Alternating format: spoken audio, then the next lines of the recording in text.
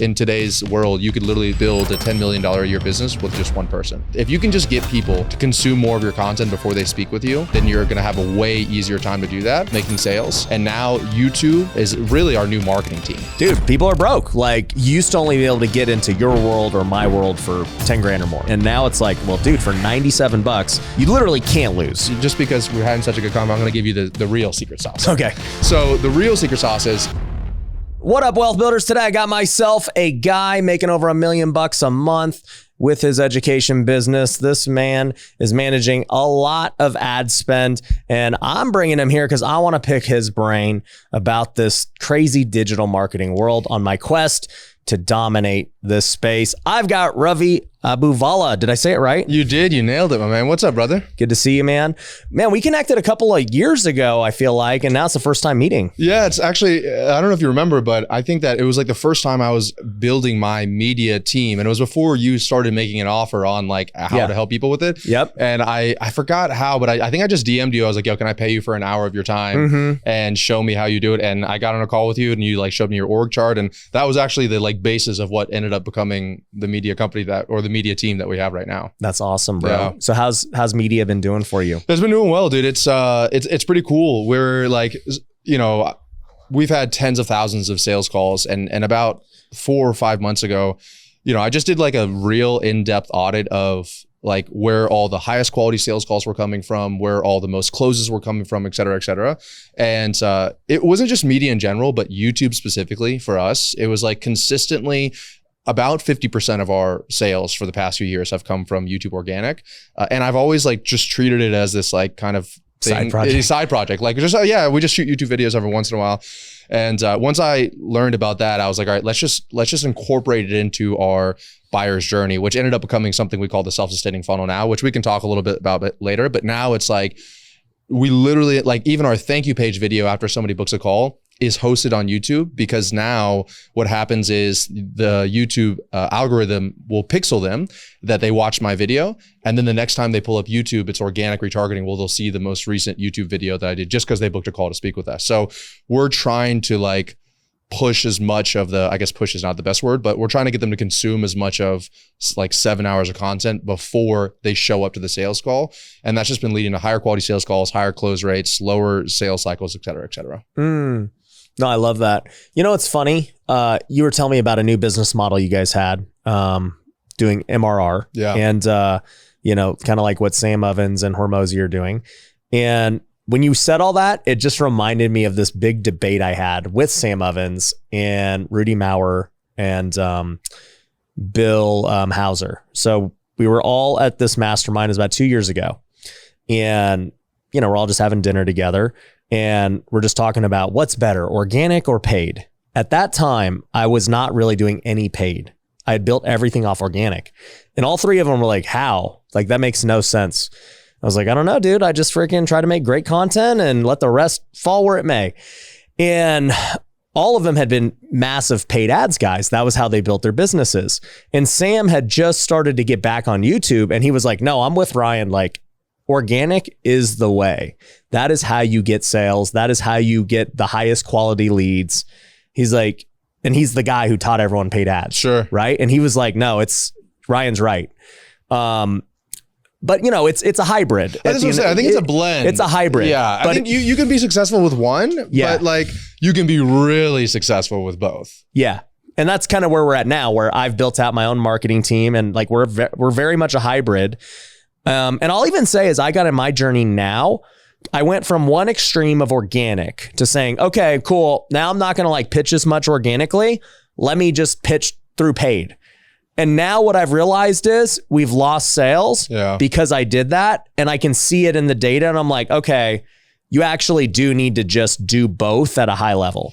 It's kind of interesting too. It's like, so we are insane trackers. Like we have attribution that's every YouTube video, it syncs all up. So it is actually, I think that if you were to do one without the other, I guess the best way to put it is, so there's something known as like the 5 levels of awareness. And the more aware your clients are, your prospects are, the more content that they need to consume to essentially purchase from you. And in reality, in at least my industry, potentially your industry as well, if you're selling to a very saturated market, then you can't really just rely on paid ads. You have to have some organic. And so for our tracking, because we're in a pretty saturated industry, it was like we would run ads, people would click on the ad, they wouldn't even opt into the opt-in page. Then they would go to Google. Then they would type in our name. Then they would go to our YouTube channel. Then they would watch a video. Then they would book a call to speak with us. You know, and so if you were looking just on the ROAS on the Facebook ad platform, it might look like it's not profitable. And even we notice that as well, because I'm like, you know, always trying to save money, not necessarily save money, but keep profit margins. I'd be like, oh, let's just turn ad spend down a little bit because it's not like it's as high of a ROAS. And then ironically enough, we would see less deals come in from organic. So it's this like little blend of things together. And the same thing with what we were just talking about before we started filming, like the blend between paid and organic. I think there needs to be a similar blend between like high ticket and monthly recurring revenue, which where I'm coming from, it's like just high ticket sales. And yeah, if you can get monthly recurring revenue from a payment plan, that's one thing. But my paradigm has been shifted like 2 major times in the past 2 years, one being the hybrid of organic and paid, and one being the hybrid between high ticket and monthly recurring. Yeah. I want to talk about the high ticket and monthly recurring because I've actually been thinking about this a lot too recently. But, you know, to stay on the topic of organic and paid. So, you know, when we had that conversation a couple of years ago, not you and I, but with Sam Ovens and everyone, we were talking about it. And I was like, you know, it was basically like, well, yeah, if you have great organic, it's going to amplify paid. And then also paid is going to direct people to organic. Yep. So when I started managing my own marketing department, I got rid of all the agencies and I just built my own thing. I started to have the same problem. I'm like, dude, how are we attributing this properly? Because for one thing, right, we got an event called WealthCon. Every 90 days, over 1,000 people come. Okay. I ran, and I don't know anyone else that does this other than Cardone. I ran ads to the event and crushed any agency that's ever run them for us. We got a 2.5 ROAS on the overall ticket sales. On the front end of the ticket sales. On the front end. That's awesome. Yeah. It's awesome. Like most people are happy to break even. Break even, yeah. Right? That's great. So we killed it. And if we look at attribution though, that was me just looking at it saying ad spend, sales. Correct. Because I don't promote WealthCon really organically that much. But if you actually look at Hyros or Facebook or whatever, it's like, well, you really only got a 1x. And it's like, no, I know that that's not true because I don't promote it. Yeah. So how is everyone just Googling WealthCon? Sure. There are people who do it, but odds are they saw an ad, they didn't click, they didn't opt in, and then later on they saw. It's like the algorithms are so good now too that what was I doing? I was like talking about somebody in the high ticket space and I had never seen his ad. It was like someone was introducing me to somebody and then I pulled up my phone and that person's ad was like right on my phone and I'm in ads. And so I kind of get how it works, but it's just like, I hadn't Googled anything. I hadn't looked at anything. So there is like before our direct response marketing world was like where it's at right now, most of the world was in marketing was just around brand awareness. It was just like, let's put our name on billboards. Like there's no CTA. And so I think that we've kind of like gotten away from that a little bit. But you know, and there's also a really great blend of both. So one of the things that we're doing right now, which I actually don't know anybody else is doing this, but it's pretty unique. It's like, I don't know if you've ever heard of YouTube discovery ads before, but it's like, it's the ads that show up on YouTube on your suggested, if you're watching a YouTube video on the right-hand side, there's obviously all those next coming up next or suggested videos. At the top, you can run an ad called a discovery ad that shows up there and it has a thumbnail, it has a title, and it goes to a YouTube video and it just has one small little word that says ad in black right there. You can barely tell. You wouldn't really be able to notice. And so we started running ads to our YouTube videos like they were YouTube videos showing up, not like in the middle of a video stream, but literally looks like a suggested. And right now we're getting about 8 cents a view. And then there's something on YouTube called earned views. And this is something that you'll like too. It's an earned view on YouTube is if somebody has watched this ad, this YouTube video from your ad, how much does it cost them to watch another video organically on your channel in the next 7 days? So you're pretty much judging how much content are they consuming on your channel. And right now we're paying about like 25 to 27 cents to get someone to watch not just one video, but then a second video on our YouTube channel organically as it comes through that. And so if you look at like some of the video sales letter, and since you guys are running your own marketing campaigns, you might know some of the numbers, but it's like, you know, let's say your cost per lead is just for easy numbers, $15 for qualified cost per lead. And then your video sales letter or webinar or whatever, you have a 50% play rate, which is relatively average. So it's $30 cost per view of your video sales letter. Well, if you just put that video sales letter on YouTube and you run this YouTube discovery ad to it, you're getting like 16-cent cost per view for your video sales letter. So what we started doing, and this is like what I was talking about earlier with the self-sustaining funnel, I started actually stopping like gating a lot of my content behind opt-in pages, et cetera, et cetera. And we just started putting our sales assets on YouTube. Like our number one video is called the self-sustaining funnel, has like 32,000 views, but the majority of that is through paid. Yeah. And people are going to that video and then they're going down a rabbit hole of 6, 7, 8, 9, 10 other videos. Yeah. And then they are booking a call to speak with us. And it's cool because a lot, you know, most people are really hesitant when it comes to ads, or I would say like a little bit standoffish. They don't want to buy something when they come from an ad, but because it's kind of disguised, like it's a YouTube video up next, it's honestly the number one way we're acquiring clients right now. It's like the brand new thing that we just implemented. It's pretty cool. I'm sure you've heard by now that WealthCon is coming back to Las Vegas, April 18th to the 20th here at the Caesars Palace. Now, here's the thing. Many people listening to this podcast have not been to WealthCon. Maybe you haven't found the time, maybe the logistics didn't work out, and you have no idea how amazing it is. Well, I'm going to actually give you something completely for free so you can get a taste of what we've got going on. I'm going to give you the recordings of our last WealthCon back in January for the 2 full day experience. You're going to get access to all of the speakers and all of their presentations and everything else right now completely for free by going to wealthcon.org. Now, I don't know how long I keep this up on the website. It's a special thing that I'm trying out. I want to give people a ton of value, and I want to let you get a taste of what we're going to be doing in April. So go check it out, wealthcon.org. Go get the free recording, and maybe I'll see you at the next one. It's funny because it's like I've intuitively known that was the way, just like From the beginning. Yeah. Right. And then as I hang around more dudes like you, I'm like, all right, I gotta amplify my paid ads. And then I go back to like, no, I was actually right from the beginning. Just freaking push good content. Yeah. Just get people to watch as much good content as possible, mix in call to actions, and the people who you want are going to find you. Like I said, it is a blend of both. And even like I had Jeremy Miner is a client of ours, and I had him on my podcast recently, and their content game is nuts right now. He had like no Instagram 2 years ago, and he has like 800,000 followers on there. And we're actually working with his short form agency too. And like they're doing, it's almost exactly what I said a second ago. It's like you're creating organic content, but I do think that if you put some ad spend behind the organic content, even just like a small budget, and get an additional reach from it than what it would do just like regular organically, kind of like the pay to play on both platforms. I think that's like, we do it on LinkedIn, we do it on Instagram, we do it on Facebook, and we do it on YouTube. And once again, it's a little bit, you have to have a little bit longer because it might extend out the sales cycle slightly. But if people don't know they're being marketed to, that's why I've always loved YouTube, because it's like educational based sales. Like in all our YouTube videos, I'm teaching something. And then at the end, I'm like, hey, if you want us to do this for you, go down below and book a call to speak with us. Yeah. Which is really what a video sales letter or a webinar is, or an event or a workshop. That's what that is. But if you can do that and add that to like 3 YouTube videos a week or 2 YouTube videos a week, I think it can really light a marketing department on fire. Just the blend between the organic and paid. But I also think that, not to get too much in the weeds here, I also think that having middle of funnel paid is also really critical. So for example, you have a bunch of, obviously you crush the media game, you have a bunch of organic new Instagram followers that come in, they watch your content. I think having like anywhere from $100 to $1,000 a day budget just to Instagram followers, it's a swipe up video and you're just like, yo, you've been checking out my stuff, did you know we're holding that event here? And it's only to those people.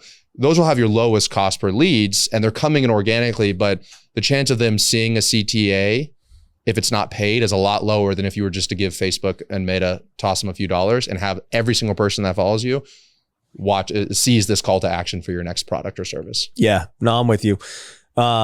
We started doing that Dude, it's like $5 a day or something crazy. Yeah, super low. Yeah. Super low. Yep. So just retargeting people who watched a video or opted in. And you could literally have like 30x ROAS on that stuff. You know what I mean? Like literally 30 times because these people already know, like, and trust you. And so, the blend, I think, is the way to do it. But I think you do like organic top of funnel, paid top of funnel, paid top of funnel to organic, and then organic and paid middle of funnel as well. And then I think bottom of funnel is like where your setters people come in. I think that's where like human beings will come in to just set appointments. And so what do you mean by bottom of the funnel with the setters? So bottom of funnel would be like, for us, top of funnel is ice cold. They never heard of us. And we're pretty much bringing awareness. If we get a lead from them, that's great. Like name, email, phone number. But even if we just get somebody who didn't know who Ravi or Scaling with Systems was previously, and now they know who we are, we would consider that top of funnel. So that's not always tracked unless you were doing it on YouTube. You have like a cost per view, cost per earn. So then you have middle of funnel, and that would be actually we would define middle of funnel as a lead or a booked call.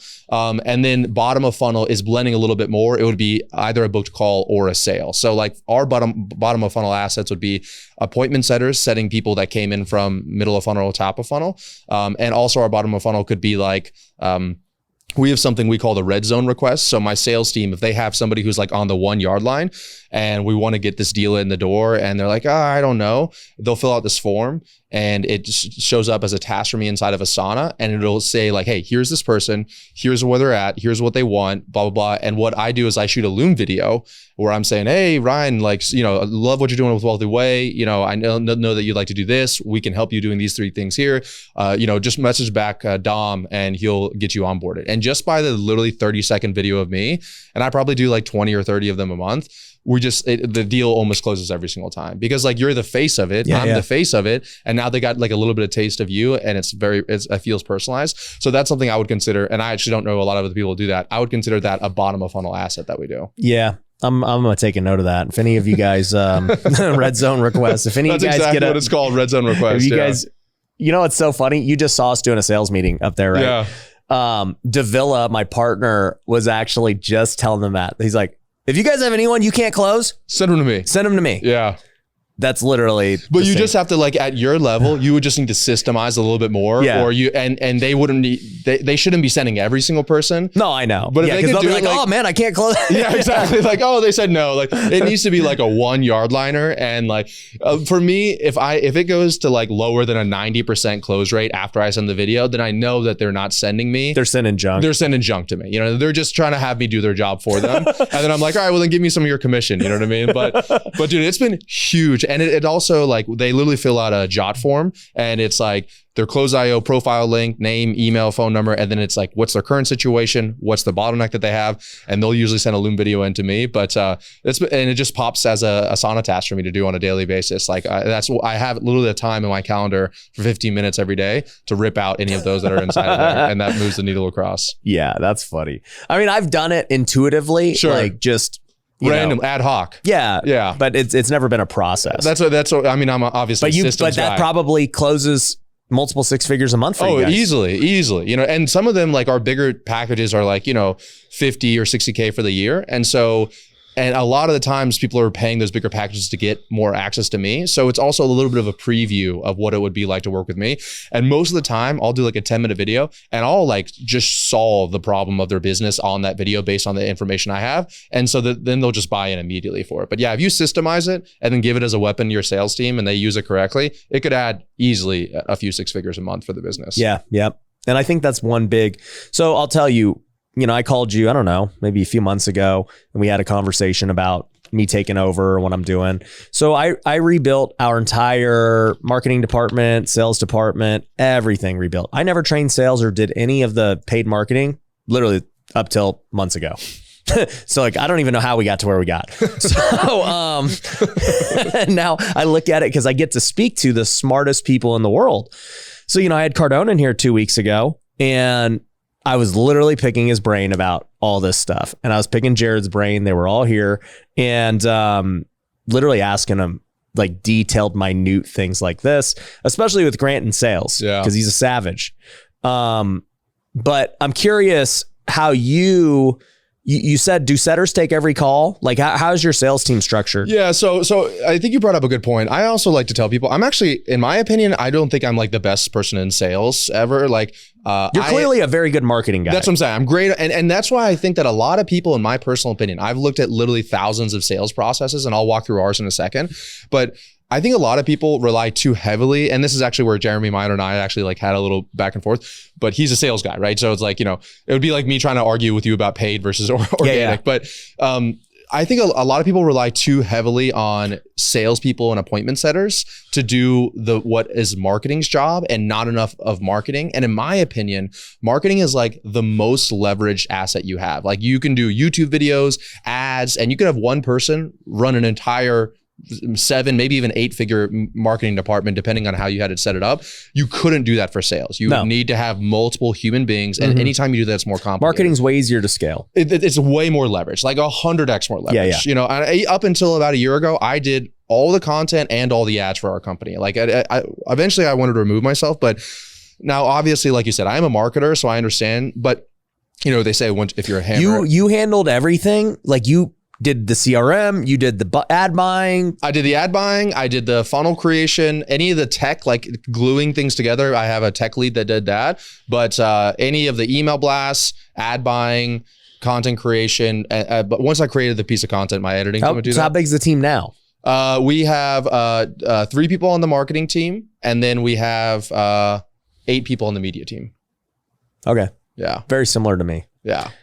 Still so really lean. You were basically worth 3 people, is what you're saying. Oh, I was probably worth, because I still 5 or 6. Yeah, not to do my own horn here, but I probably was, because I still do stuff in the marketing department. But once again, I see that as a high leverage activity 100%. for me to do for the company. Yeah, you're still the one creating your own funnels and products. Exactly. Nobody can take, you just can't hire it out. Yes. I realized that too. And I learned that from Cole Gordon. He's been a good buddy of mine, and he's like, bro, like I'm still the CMO. Yeah. Like there's just, if anyone's that good, they're doing their own thing. Yep. And I was like, that makes perfect sense to me. Yeah, it's true. And like, for me, if I were to boil down what's on our organizational chart, my responsibility is culture, product development, and content, like media.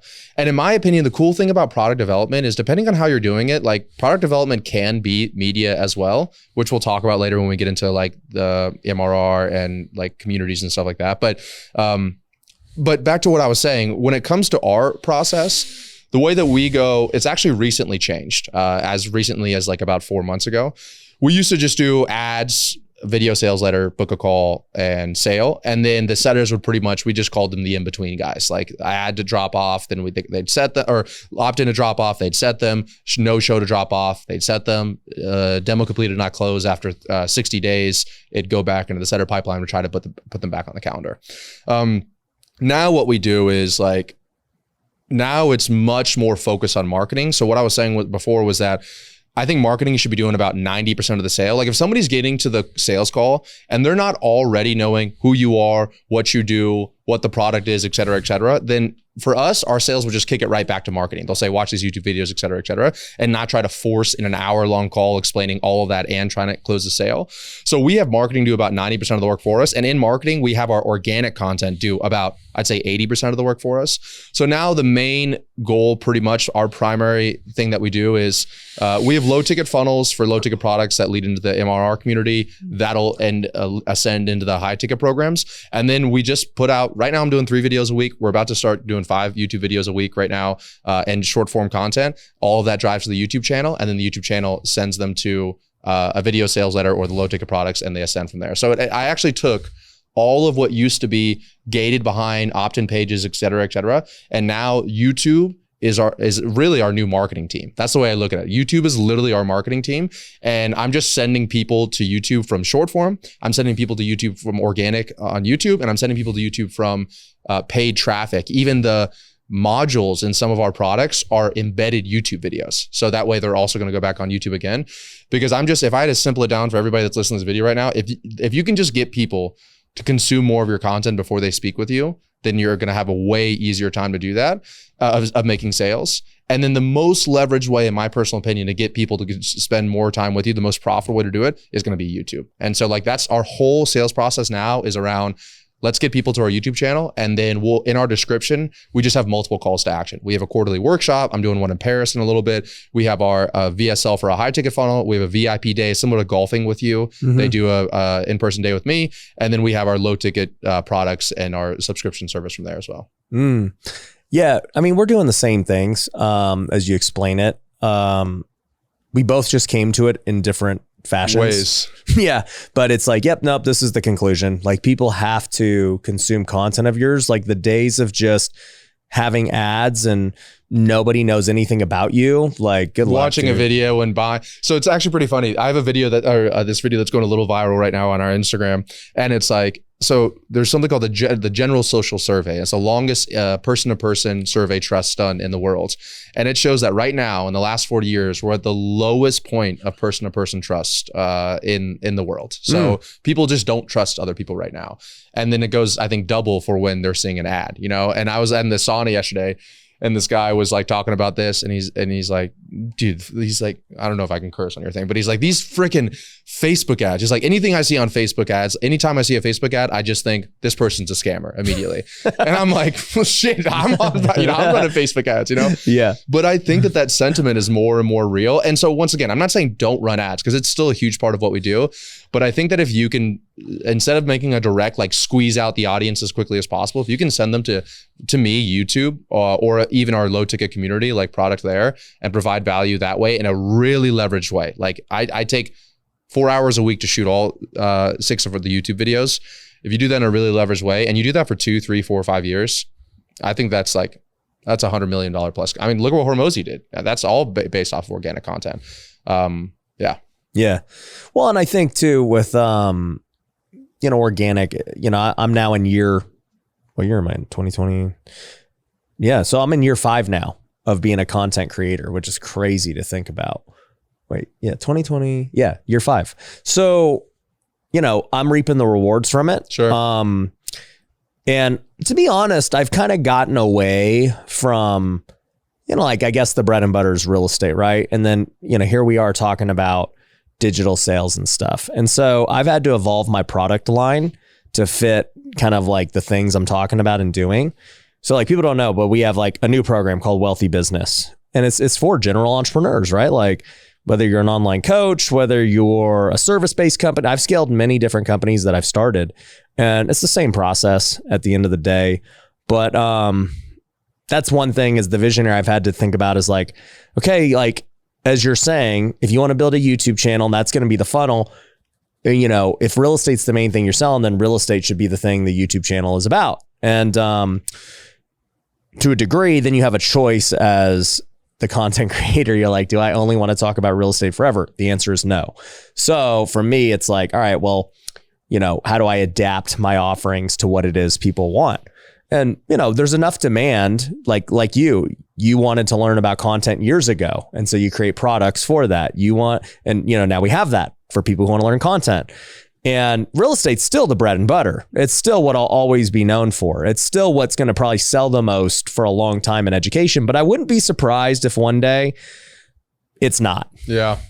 It's and you're talking about like product suites, which is, I would say probably one of my favorite things to work on with businesses is like figuring out how to structure the product suite so that, because it's unique, right? In my opinion, one of the biggest lessons I learned in the last 12 months was that instead of having different products that sold different things, which is what we used to do. It would be like scaling with systems was you would get marketing and sales, scaling initiative, we would do ops, client success, fulfillment, that kind of stuff, right?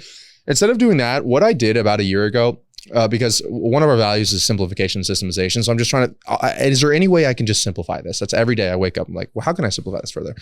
So I was like, what if instead of doing different teachings per person, what if we just taught everybody the same thing and then we just gave them different levels of access or different levels of support to what they needed? And we did that about 12 months ago, and man, it has simplified our fulfillment process and our marketing process so much. And it's a little bit different than what you were saying, because like for me, right before we started talking, we were talking about like my portfolio or whatever. For me, it's like they're different products at different price points, starting at literally $7 all the way up to $60,000. But it's really the same thing. It's just like, do it yourself with a little bit of help. We do it with you, done for you. And so I think that the only way for me personally, I would launch like additional lines of something different. It would have to be if like my audience was big enough and if the opportunity was big enough for something between 50 to 100 million a year. Like because for me, every time I launch something new, I know it's never as easy as I think it's going to be. It's never as simple. And I'm like, and now I know it'll take me away from the opportunity that could take me. So this is all stuff that I've learned now. And I'm not even like, sometimes I don't even take my own advice, but I try now to be like, okay, if I'm going to launch a product line behind here, it needs to be a 9-figure opportunity, or I'll just stay where I'm at right now until that 9-figure opportunity presents itself to me. Makes sense. So thinking about simplification, right? You said now you are doing these cheap products. You got $7 products. You're doing an MRR thing. You were talking about Russell Brunson was talking about it. What led to all this? Yeah. So what led to it honestly is that our payroll has been up to like $550,000, $600,000 in a month. And like, then you add ad spend on top of it. And like, so in radical transparency, I've had months where the profit margin was like 20%, 25%, which in the e-learning coaching consulting world is pretty low, to be honest with you. In every other business, that's like, I mean, we've had months where we lose money. So, that's what I'm saying. Like, so it's the point of, exactly. So you understand what I'm saying. But so the point of that being that I've been in the high ticket world, just like you, for about 4 to 5 years. I've been doing content, high ticket stuff. And I've never done any kind of like recurring, and I've never done any low ticket. It's always been the first time you work with us, it's at least $15,000. Now it's $30,000. And I just realized that there was this huge market share that I was essentially ignoring, turning off. And the only reason I was not doing it was because I didn't know how, and I didn't know how it would fit into the product suite. And so a year ago, I launched what our community is now, Scaling School, but I launched it just as a way to get people into the high ticket. Yeah. It was just essentially a low ticket product. So like the whole point of it was to sell people into the high ticket. And so our churn was like not great. Like the people weren't staying for very long inside there because it was literally just built to move people up the ladder. And so as I like just started looking at, I've been in this game for multiple years. I've seen the revenue months, sometimes we do really great. Other months is not great. Just the stress that it provides me. And then you and I high ticket stress. That's true. I mean, it's a real, especially if you're like trying to really scale. Yeah. Then it's like, okay, well, you got to get offices like we talked about before. You got to have a salary team members. And so it just like starts to, I would lose sleep some nights being like, dude, we got to like, and then I actually have a time sheet where I calculate my true dollar per hour. And so then I would be like making more gross sales, but I would see my true dollar per hour be lowering as well. And it goes back to kind of the leverage thing that we talked about earlier. You got a lot of things you're tracking. I'm a huge tracker, dude. I'm a huge tracker. I'm like, wow, dude, you're tracking. Do you know Rob Dierdrich? Yeah. Yeah, dude. I actually looked at him and I have stuff on my business side and I have stuff on my personal side, but we can talk about that if you want to. But the point being that what I learned was that every month we were kind of restarting, and obviously there's like payment plans and other things like that. But in my experience, what I realized was that what I really wanted to do is create a baseline of recurring revenue that's in the lower ticket area, like $97 a month. And instead of having high ticket sales be the end goal, now this monthly recurring community is the end goal and high ticket sales fills it. And so right when I was literally making this transition, I think 3 huge events happened. So first was that Russell Brunson came out with this new book called Linchpin. And it's essentially what I'm talking about here, where instead of focusing just on high ticket sales, you focus on putting you use the cash from high ticket sales to fuel a monthly recurring low ticket product. And like, it's actually, in my opinion, it's not his best book, but you definitely get the idea across. It's a great read for anybody looking out there. So he launched that out there. Then the second thing that happens is School, before Hormozi gets involved, starts really picking up steam. I start hearing people talking about it on podcasts, on YouTube videos, et cetera, et cetera. And previously, like a low ticket subscription community was kind of a pain in the ass to set up. You had like Facebook groups, you had a Kajabi portal, you had Zoom calls. It would kind of cannibalize your high ticket offers. And so then School starts picking up steam. And then the third and final nail in the coffin, when I was like, literally the week that I was presenting this idea to my highest level mastermind of what we were doing, the week we were launching our low ticket community, Alex Hormozi comes out and said that I just made the biggest investment I've ever made into school. And if you look at his school profile, he's a co-founder of school. So he's not just an investor, he is a co-founder of school. And so you have who is arguably the person, the GOAT of our industry, who created this industry is Sam Ovens, I would say. Then you have the person who's like probably the most famous person in our industry right now, which is Alex Ramosi, both teaming up to create this like subscription community basis thing. And then you also have the other person who is arguably another GOAT in our industry, Russell Brunson, doing the exact same thing. And so I've done pretty well in my life, like spotting trends a little bit earlier on and trying to ride it, similar to how you've done with social media content. You know what I mean? Like, and so I saw this all happening while we were doing it. And so I just I created a whole entire Google Doc. It's like this 18-page Google Doc. And I pretty much sold my executive team and then the rest of the company. And I pretty much showed everyone what our new sales model was going to be. And it was going to be, we're fully 100% focused on building a $97 a month MRR community. And we're also going to obviously make high ticket sales on the back end of it. But the point of it is to get that to, our goal is the end of this year, I want to be at 1.5 million a month, just the 97 MRR. And then we'll see what kind of doors that opens up from there. But I just totally changed our entire business model. And we're literally in the process of making those adjustments right now. That's a lot of sales. It's about 35,000. It's about 35,000 people. But right now, 35,000 leads at $100. That would lead to, Yeah, 35,000 monthly people paying that have paid will be $1 million a month essentially. Wait, why would that be $1 million a month? Isn't it $100 a month? Well, $97 a month times 30,000 is what? Wouldn't that be? That'd be 3 million. That's $1 million a month. Then I don't know where I got the 35,000 from. Yeah, so you need 10,000. You need 10,000. Yeah, to get to 1.5 would be 15,000. 15,000. Yeah. Okay, so I'm not the best at math. But you get there. That's why you have trackers. You get the idea behind it. I don't know why I was thinking 30. Oh, I think it was from 35,000 people. If you would, okay, no, this is what 35,000 was. 35,000 was that if you get 35,000 purchasers, that you're calculating churn. No, I was calculating $100 million a year business. That's what I was calculating. 35,000, and then you say I think it's 5% of those people ascend into a $10,000, and then 2% of those people ascend into like a $30,000 to $50,000, and that's how you get to $100 million that business. That's what it was in revenue. Yes, in revenue. Yes, and for all your products that you're selling, right? But the baseline of that would be $3 million a month, roughly in recurring revenue you have coming in. Right. Okay. And so the point being, you're saying that's a lot of purchasers. Right now, we launched it literally just about at the beginning of the month, February 4th or 5th, and we're getting like. Just literally haven't really made a whole fuss about it yet on organic or anything like that. Just like changed a few links in places and put it in our YouTube description. We're getting like, I don't know, like I think 15 or 20 people joining every single day right now. And then we're getting our sales page conversion rate right now is 5% for our low ticket community. And then our one-time offer, which is to get the annual membership for $873, is converting at, I think the last time I looked, it was like 20%. So like that could even be a lower number if enough people pay up front for the annual as well. So it's honestly looking, I haven't been this excited about something in a pretty long time. It's honestly looking really, and the best part is I truly think you could probably, and people can hold me to this, I think that I could get to the $1 million a month if I wanted to, by myself. I could do the media, I could run the ads, and I could do the content inside of the portal itself and do it. Now, I wouldn't do that because I have an amazing team and they're going to be helping me with anything else.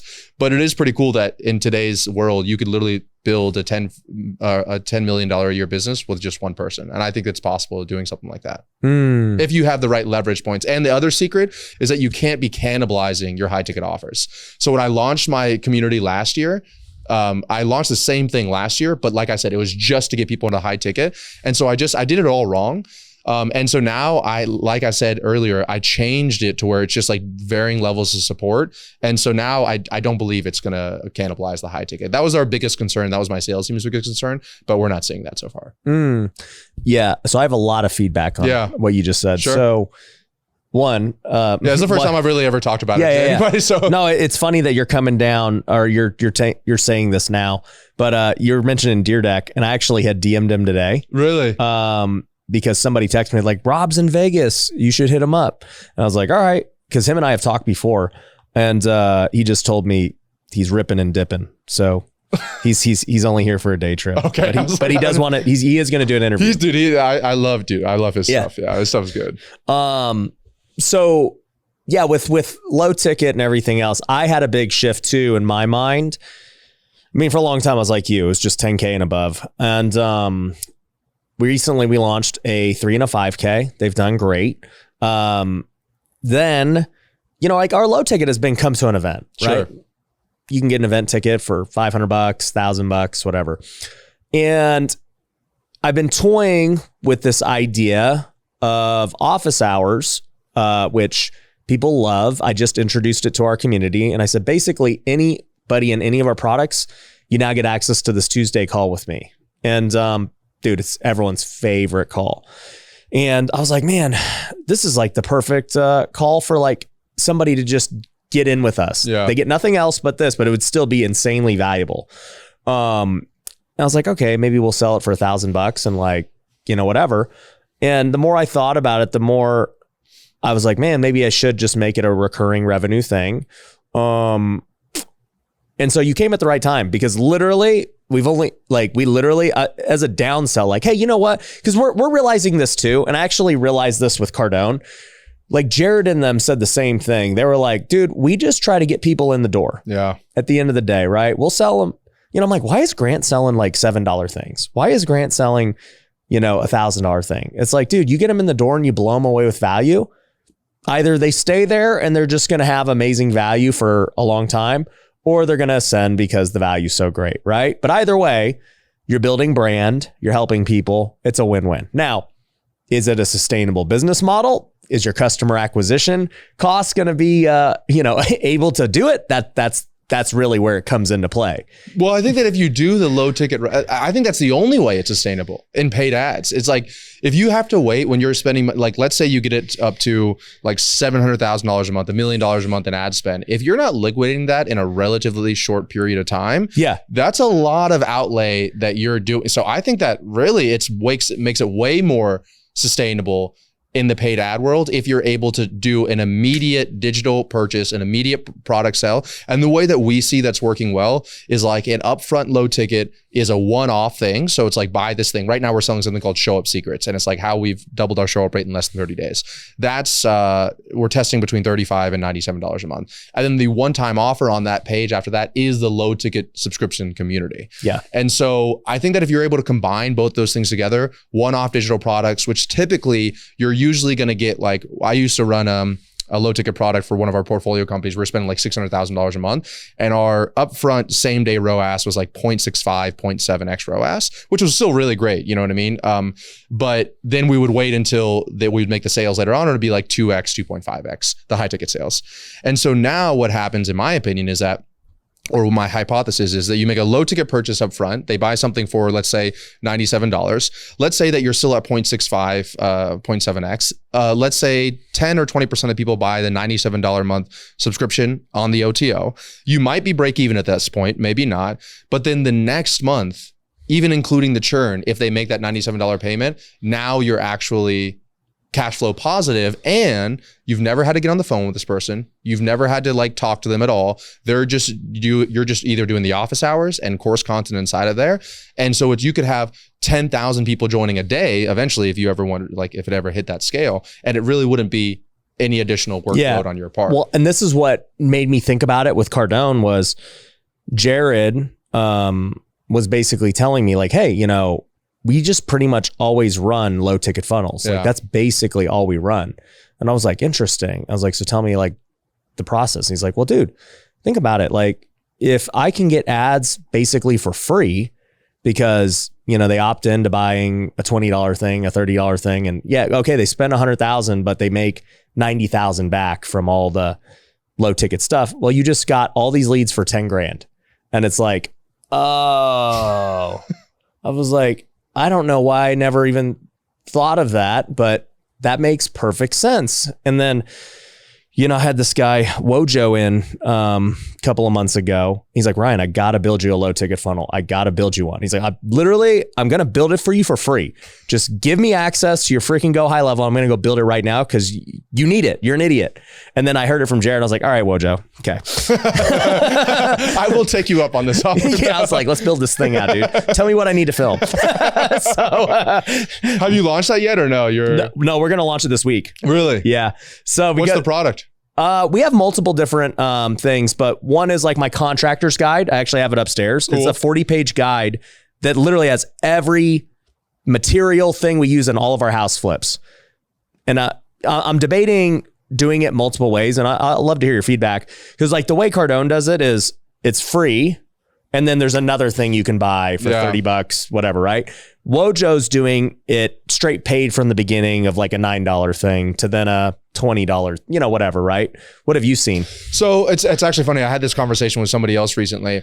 I don't think I'll ever get to that point, but just in my opinion, anytime anybody does buy something from me, no matter the price, they're always an easier person to deal with. Like throughout the whole sales process, they show up to calls more, they have a higher close rate, a higher cash per close.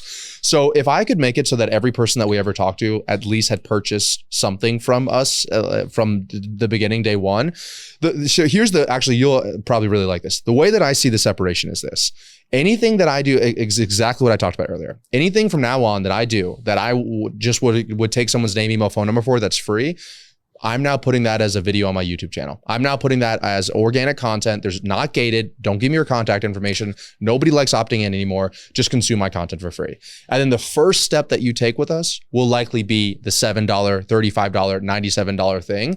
But it's like, I just feel like going back to the trust recession that we're in right now, I just feel like less and less people, like, dude, the number of people that put fake information in our opt-in pages, it's just like, it's the vast majority of people, It's really? Like, oh yeah. And I mean, if it's not for you, it's everybody else I talk to. It's like, they'll put the real email, but everything else will be fake. Name, phone number. And so what are your guys' like pickup rates and stuff? So we double dial twice the same day, and then we do 10 touch points in the next 3 days. The pickup rate. So what happens is after they opt in, it goes through, I think it's Twilio phone validator and Never Bounce validator as well before it goes in our CRM. So our setters aren't just like dialing invalid, but even they'll put in a real phone number, and then it'll just be somebody else's phone number, right? Right. Even I've done that. I go into opt-in people's funnels. I just change one number in it, so they bother them and they don't bother me. But I think our speed to lead is about 3.5 minutes. So when someone opts into when they get a phone call, and I think that our pickup rate is like 22% to 25%. We just switched over to Alloware. I don't know if you know what Allaware is. So, and I guess it takes like a little bit for the local presence dialing to warm up so that it has that local number on there. So I'm imagining that that's going to get to like 30 or 35%. Yeah, and you said you're using Close? Yes. Okay. But we're literally making a huge migration to HubSpot right now. That's so funny. Were you ever on Go High Level? Yes. So we did the opposite transition. We went from HubSpot to Close to Go High Level. Really? Yeah. Interesting. Yeah. Yeah. I HubSpot has Allaware. Yeah. Yeah. I absolutely hate CRM transitions. It's like if I could. Yeah. What made you not like Go High Level? I want to be respectful of. I want to make sure I'm. Yeah. I just didn't think the support was as great as it could be, like for like chat. First of all, let me just say that Go High Level is actually an incredible product. And so like what they've done is unbelievable. I just think that they just have so many people on there, and like, I don't know. It's a great product and it's great service. I have nothing to say, because actually we do use it for our clients as well. So like if somebody comes in, I guess for me, it's ironic that you're using it. For me, it's like after a certain like volume that we were doing of leads and calls and sales and all that stuff, it didn't really work well for us inside Go High Level. And I liked to have in HubSpot, you can have HubSpot payments, HubSpot proposals, HubSpot funnels. You can do the tracking end to end, like the entire life journey. So it's like everything's inside of one in HubSpot. And I think Go High Level has everything in one, but it's just missing a few things that HubSpot has that Go High Level doesn't. And honestly, one of the big reasons we switched was also the local presence dialing, because we do a lot of outbound dials every single day. And a few of my friends that I speak to, when I was looking at their pickup rates, and they were using, it was almost double. It was like around 60% when they were doing local presence dialing. So I was like, well, shit, we could double our revenue. How does local presence dialing work? So my phone number, I'm from the Panhandle of Florida. It's 850. You call me. I opt into one of your funnels. You give me a call. It would show the area code of where I am inside of the Panhandle of Florida.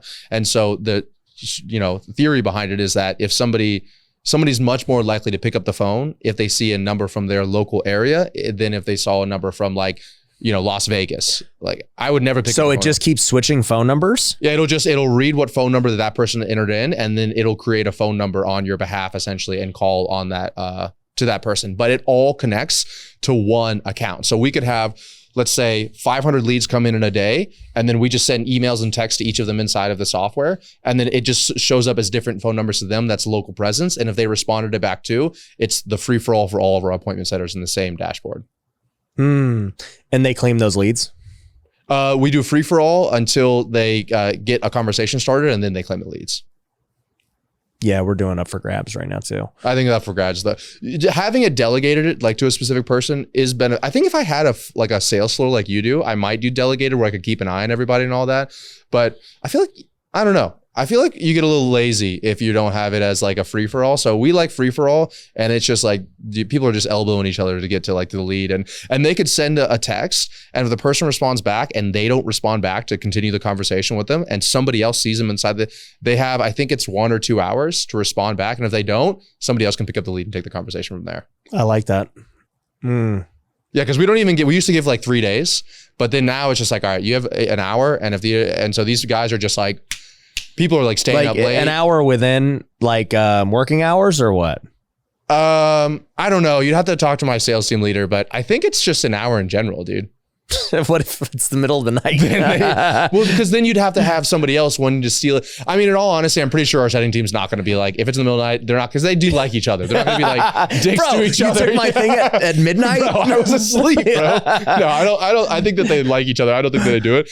But the point is, one thing that I've learned, I'm a systems guy and SOPs and everything. You just kind of got to give a general idea and a direction, and then you just let those people go out there and do it. If I was okay, they can self-police. Exactly. If I'm it has to be an hour, but now I'm doing all this management levels of structure, and it's yeah, they can, you said it perfectly. They can figure out, they can self-police. Anything greater than just call these leads or somebody else is going to take it. That's above my pay grade.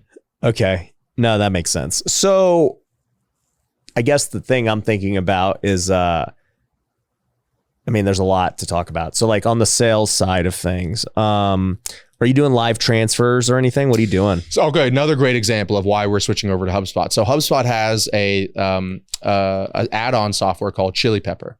And what they do is, first of all, when the person's going through and booking a call, it gives them the option to jump into a Zoom meeting right now with your sales team, or book a call, or request a call back as soon as possible. And so, our average sales cycle is about 28 days from a person being a lead to being someone buying a high ticket product from us is 28 days. And I would say that, it could be where sometimes we're booked out by for 3 or 4 days on the calendar. And so if you're able to get somebody and you're cutting them back the time that they're speaking to you from 3 to 4 days, and then you have no show rates, right? You have the people that are booking 3 or 4 days and they don't show up. So my idea was okay, if we could literally have somebody when they're booking. So my goal is to have a sales Zoom room. And then whenever a salesperson is not on a sales call, or there's a sales call no-showed them, they're just sitting in that Zoom room. And then if somebody's booking a call and they say, no, I actually want to speak right now, then they can click that, it'll join the Zoom room, and that salesperson can literally take that sales call immediately as it comes in. And so that can drastically reduce the average sales cycle. It could probably reduce your no-show rate. And even more important than that is we have a pretty serious sales call scoring system. So certain people, based on their answers, will go speak to certain reps, and we know to sell them certain offers. And so included inside Chili Pepper is a routing system. So if they came in and, for example, a great example of this would be India. So I told you I'm India. I know I don't look it, but for us, I've like I told you at the very beginning of this call, we've analyzed tens of thousands of sales calls, and the people that come from India, the number of them that actually show up to the call and purchase is drastically lower than anything else out there, right? And so now what we do is we can send them to a setting call first before that we sending them to a salesperson. And then another example would be like, okay, maybe if we were to just do a live transfer every single person, they wouldn't be hot enough. Like they wouldn't be ready to buy right when they got on the phone. So one of the questions could be like, where did you find Ravi? And if they answered ads, it could send them to a call in 2 or 3 days and you have them consume content. But if they said YouTube, you could do a live transfer right away. So that's actually, I'm glad you brought that up because that's actually another example of one of the things that HubSpot has that Go High Level doesn't have either. So when you were first doing it, were you, well, not first, but like currently setter gets it. Are they just booking on a closer's calendar and then closer just shows up? Yeah. So I've never been a huge fan of like the 2-call close process because we've did it for 3 months and like the numbers, if you just looked at absolute leads to sales, it was worse when we did the 2-call close process, mostly because of the no-show rate between the first call and the second call. Yeah. It was always, so what I decided to do instead, I was like, all right, once again, simplification, systemization. I was like, all right, we'll book everybody on the main sales calendar for a 60-minute call. And then it comes through our Slack channel. You'll actually like this a little bit. Comes through our Slack channel. And then I have a ChatGPT bot that reads our sales call scoring calculator, reads their answers, and then determines if they're a 1, 2, 3, or 4. If they're a 1, they automatically get canceled off the calendar. They get an email sent to them that says, hey, unfortunately, we're canceled for this reason. If they're a 2, they get marked as free, which means that somebody else can book that slot in the salesperson's calendar. And then our setter will outbound dial them to try to qualify them before the sales call to see if they're a 3 or a 4. If they get a hold of them and they determine they're a 3 or 4, then they'll mark that back to busy again on the calendar. So that way nobody can book that slot.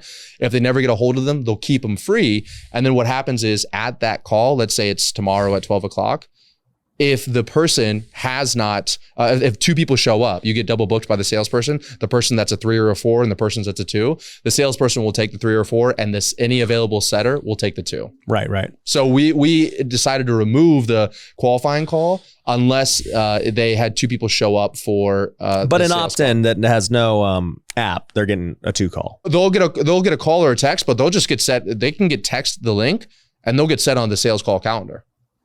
Got it. Yeah, we don't require a pre-qualification, an opt-in or anything. We don't require a pre-qualification. No, but like if you're opting in and you don't have, they did not fill out the form. Yeah. Like they got to end up filling out the form. Well, what happens is the setter will text them the sales call calendar link and say, book a call here. Got it. Yeah.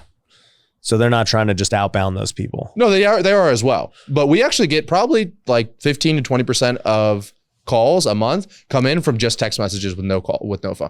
Once again, it goes back to like the person-to-person trust. It goes back to the change in what, like, would you, if you've ever opted in it, have you ever had a call with an appointment setter for any offer that you've ever bought? I don't mess around with that now. That's neither do I.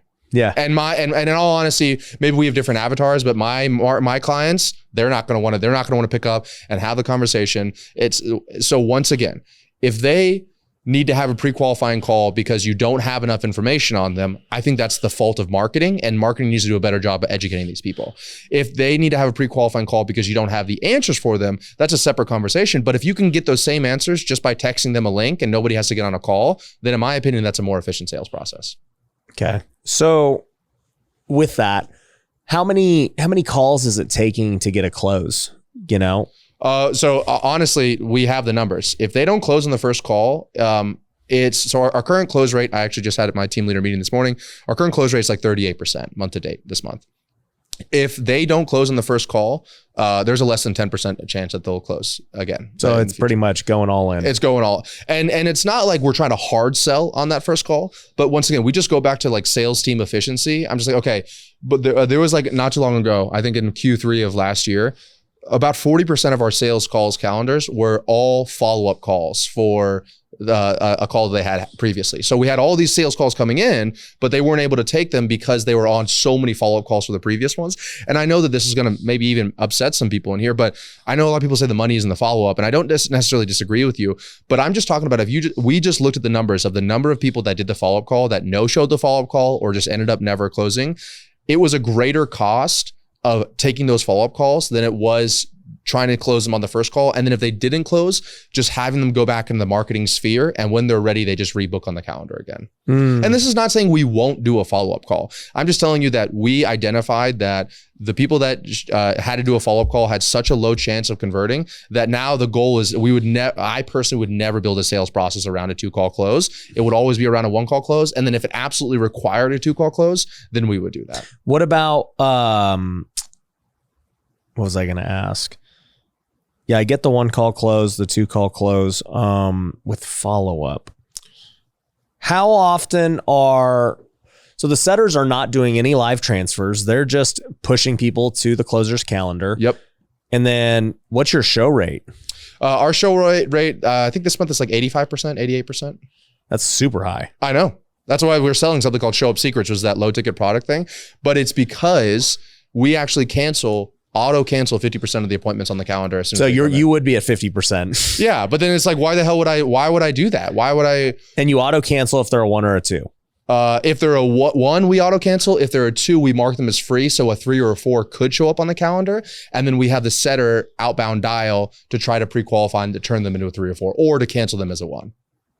Yeah, because if the setter can't get a hold of them, then we'll still leave them on the calendar because I'm still like trying to get a ROAS from my ad spend. So we'll still leave them on the calendar. But let's say tomorrow at 12 o'clock, you book a time on the calendar, you would be a 4 in our eyes, right? So, well, let me reverse. Thank you. You'd be a 10 in my eyes. Okay, let's say that Bob over here, he books a time tomorrow at 12 o'clock and he's a 2. We would mark him, the ChatGPT would mark him as free on the calendar. You come in and you book and you're a 4 out of 4 for us. And so you would book on the calendar tomorrow at the same time. Well, now you have locked in that spot and we definitely want to talk to you. And now we're having our setter outbound dial this person to see we need to either move your time or we need to cancel you off your calendar because you're not a good fit. And then let's say we get to the time and we haven't gotten a hold of Bob. What we'll do is we will have the setter take that call and it does then become like a 2-call close process. Got it. That makes sense. Do you see any benefit in trying to so this is something I'm experimenting with right now to increase show rate and, not waste closers' times, is instead of booking on closers' calendars, basically having the setters self-book themselves, essentially. What do you mean by that? Well, basically, if our show rate's 50%, okay? Now remember, we have way more beginners. Sure. That we're selling. You're selling to a lot more sophisticated audience. Sure.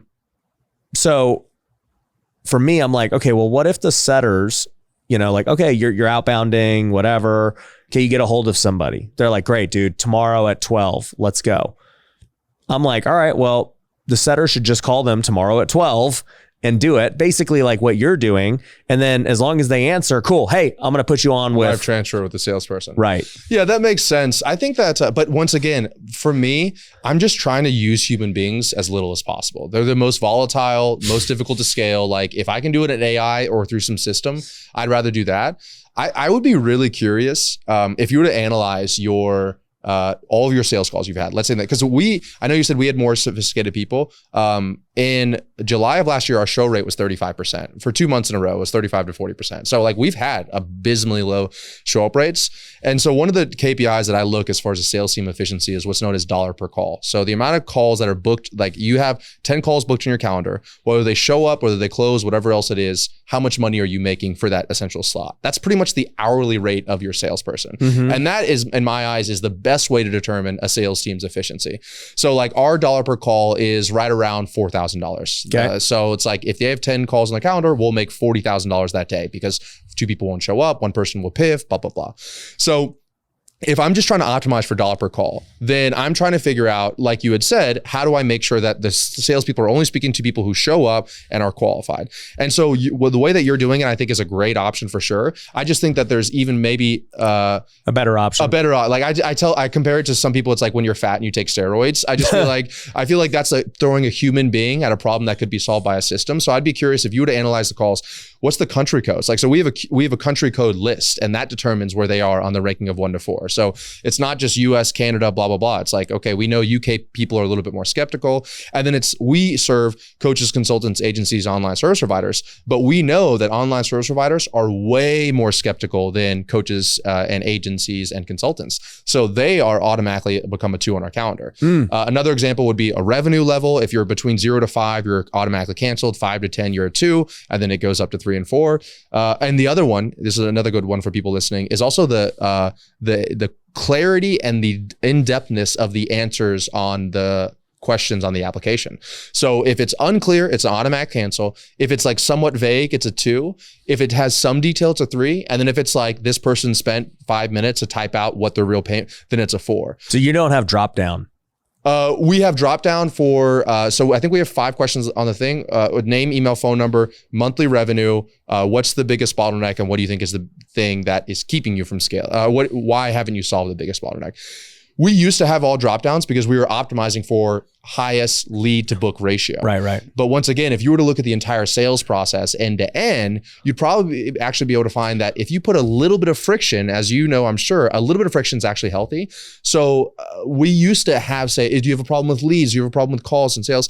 But the problem is now I'm putting words in that person's mouth. What I'd rather them to do, especially if I'm trying to have sales and marketing work as the same department together, is I'm trying to have them say, my biggest problem is this thing here in the application. Yeah, you didn't did pre-frame them that way. They're saying it, and then the marketing team can then use those answers in the marketing messages that they're doing and making sure that there's congruency. So we have 2 fill in the blank boxes, and it's what's your biggest bottleneck and why do you think that you haven't solved it yet? Something along those lines.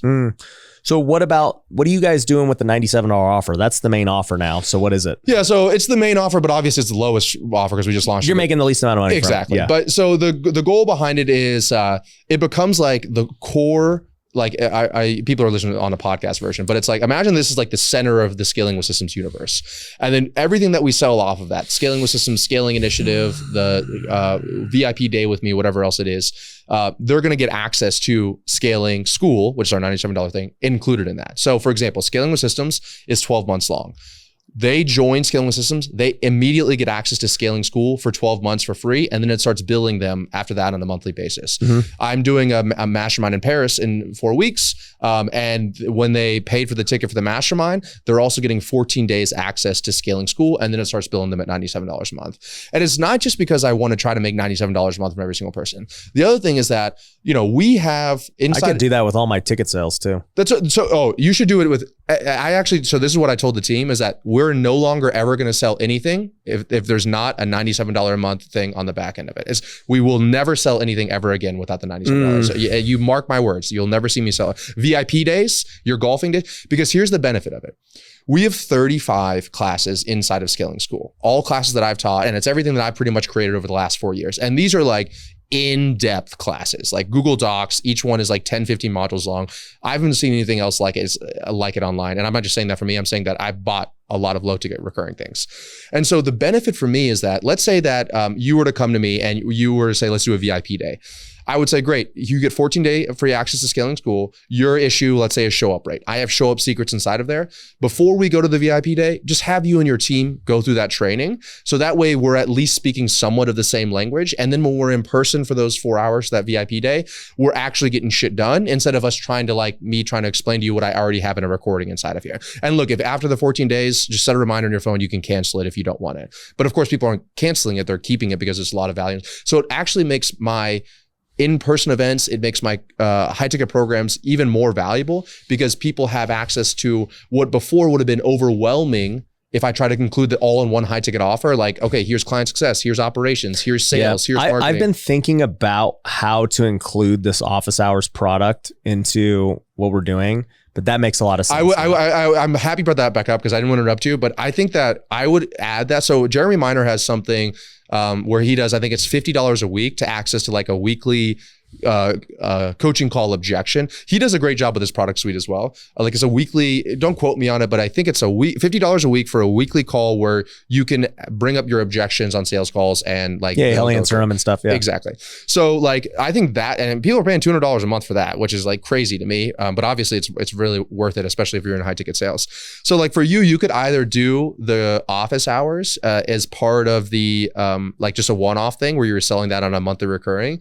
But I definitely wouldn't just throw in your products and your packages. I would almost do what I'm doing here, and I would create a product or a low ticket recurring community. And then the main benefit of it is that you get this access to the office hours with you inside of there that you added. And you just have to be a little cautious because you also don't want to cannibalize the higher ticket offers.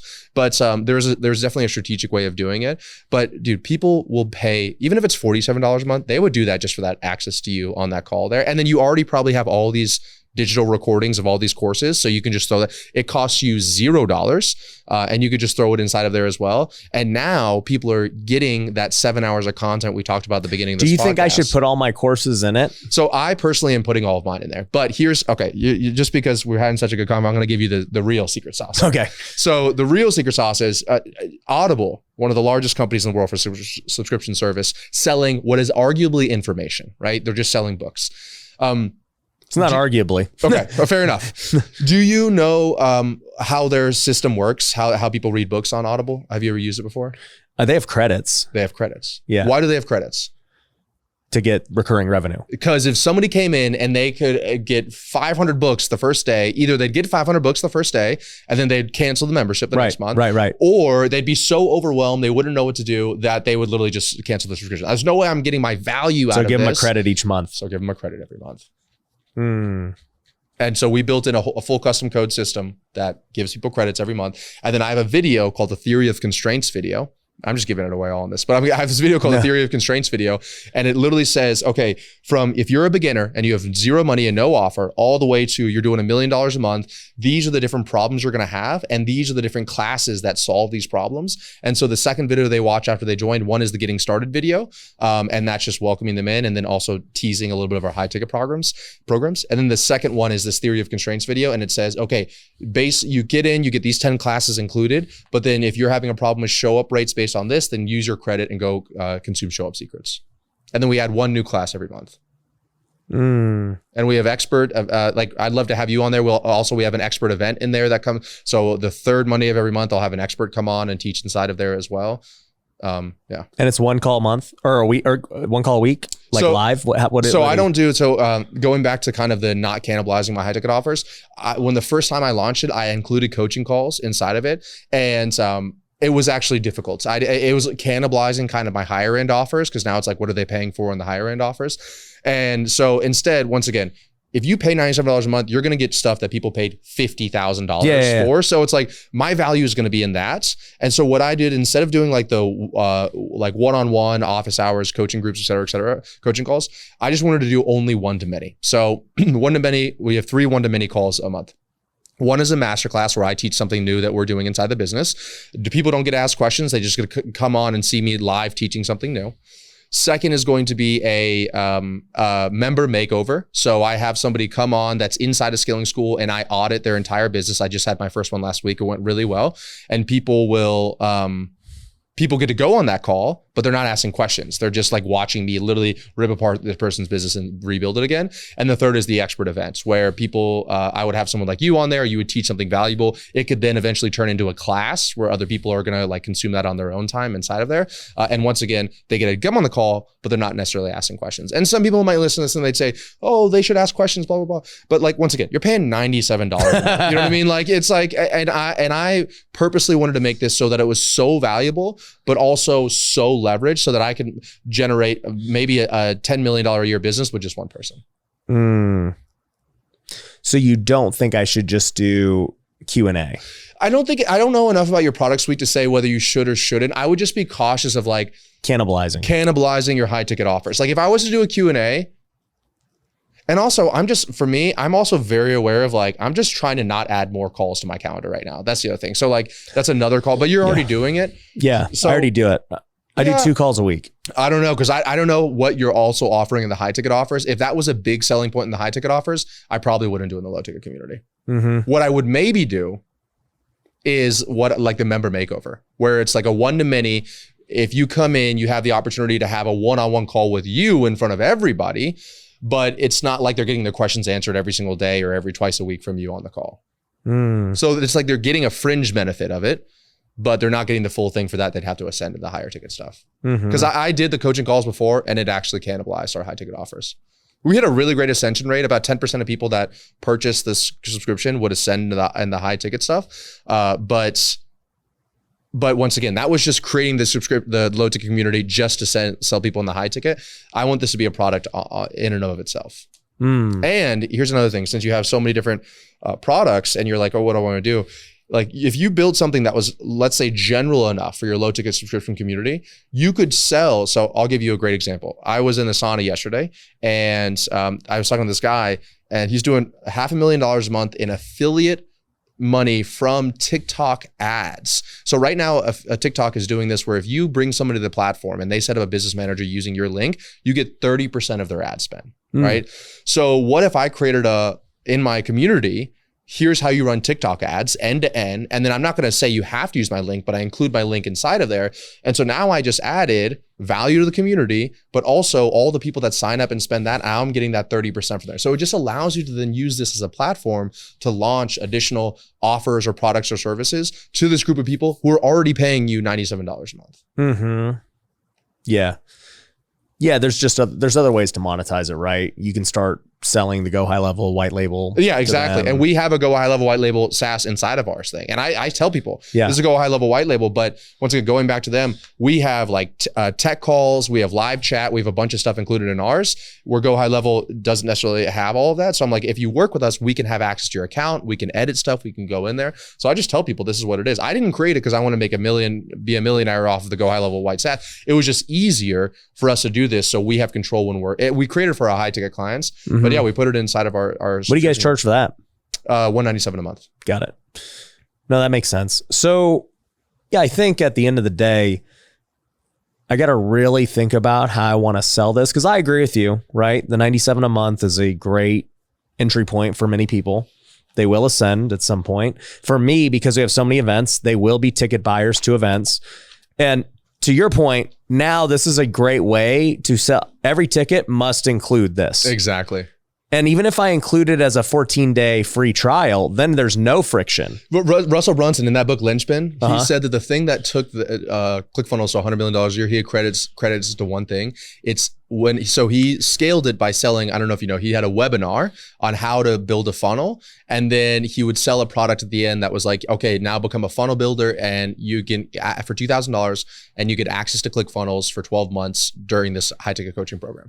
He said the thing that literally got them 9 million ARR as soon as they implemented it in the first year was in between the page from when they signed up to the webinar, the just in time, and when they actually showed up to the webinar, there was a button on the bottom and it said, if you, on this webinar, we're going to be talking about a software called ClickFunnels on building funnels. If you want to, you can go ahead and sign up for the free trial for ClickFunnels right now. That way you're better prepared for when you get on the webinar. And so there were so many people that didn't even show up to the webinar, but then they got on. So if you did, here's this event that we're having in 90 days, whatever else it is, but the event's going to cover all these things here. But if you want more access to Ryan faster and you want to learn all these things before you get there, then go ahead on this page that you just bought the ticket from, or in between, whatever else it is, get the 14-day free trial of this $97 a month subscription. But the main thing I'll tell you, I sat down for almost 4 weeks to recreate our entire product suite.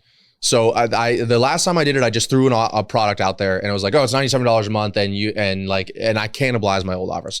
So I think the real thing, and anybody that's listening to this as well, is you literally need to, I created a Google Doc and then I created a Canva template, and it would show like, okay, low ticket products. So I have free, which is like, now I'm no longer gating any of my content. Any valuable content goes out there for free on YouTube, blah, blah, blah.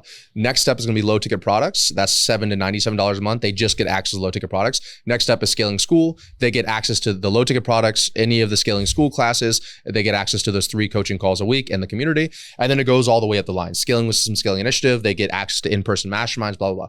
So it was only after I created you went high ticket first to then do this. It's impossible for people to go hardcore straight from the It's not jump? impossible. It's just hard to make money. You know? It's hard. 'cause it's like any soft. You're going to lose money. Exactly. Acquiring and customers. you could do it organically. Like I know people are doing $100,000 a month with their school thing, but it's a little bit of a slog. So like, yeah, it definitely we're about to launch a program where we're going to build this entire thing for other people because a lot of even my clients have been asking us. Side note with school versus Go High Level versus Facebook groups. Yeah.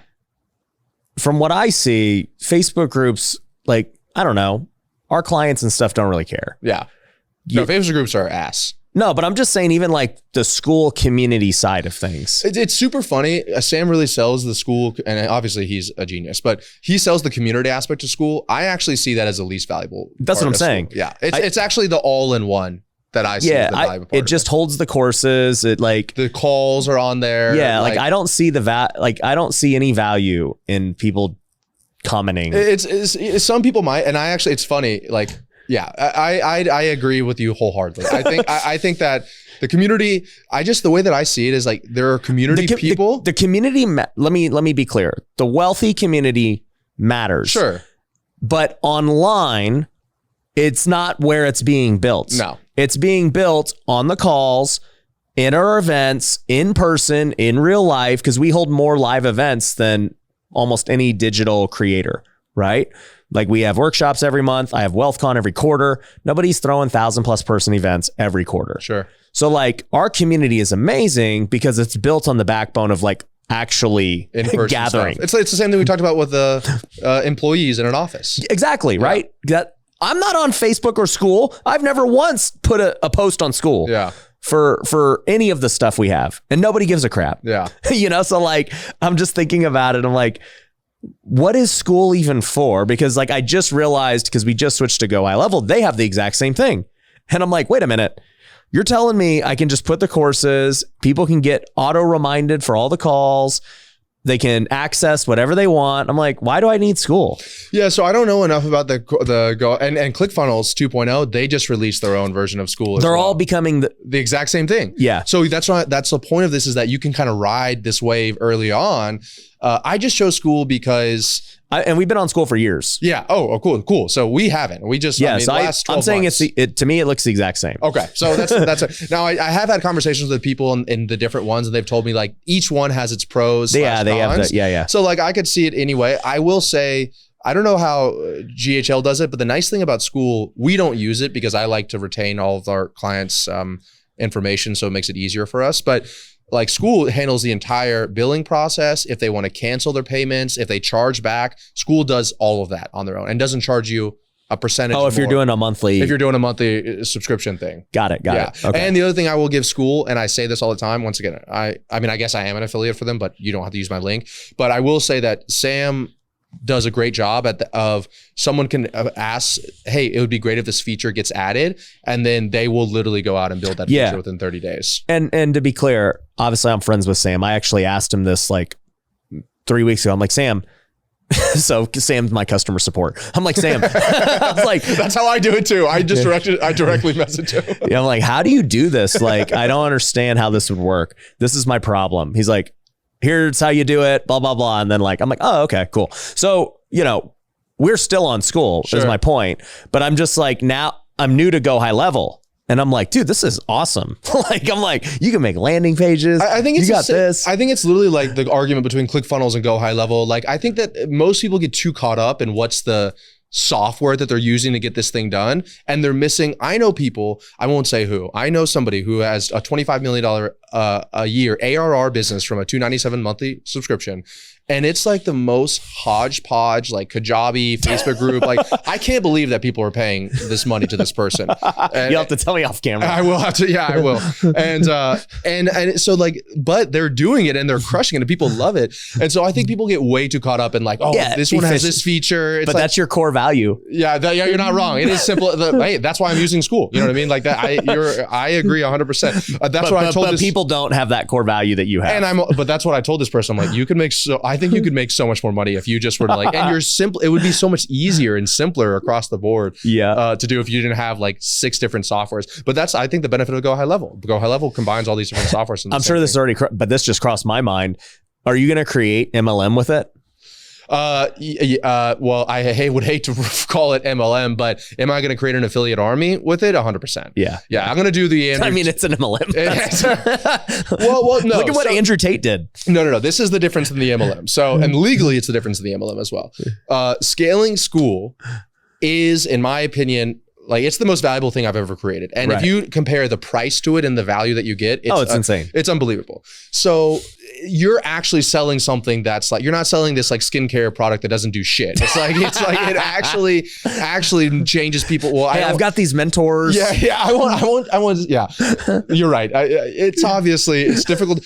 All I will say is that it won't be the main selling point. It will be like you come in and if you want to sell this to 100%, you got a way to make money. Yeah, then I'm not going to say no to that money, but it's not going to be like, in my opinion, what MLMs are. It's like the main thing they're selling. Yeah, that is the driver. Is the thing to sell. That's a way different thing. Yeah, it's like, EXP or exactly. The insurance guys. Like it's like, yo, your downline is your business. Yeah, that's not what I'm trying to do at all. No. But I will hire an affiliate. My goal, I was like going to try to find Andrew Tate's affiliate person. I do want to find somebody like, because the other thing I know that Andrew Tate and Hamza did really well is they had like, so we have a Google Drive folder and you might as well, with like literally tens of thousands of hours of content of me inside of there.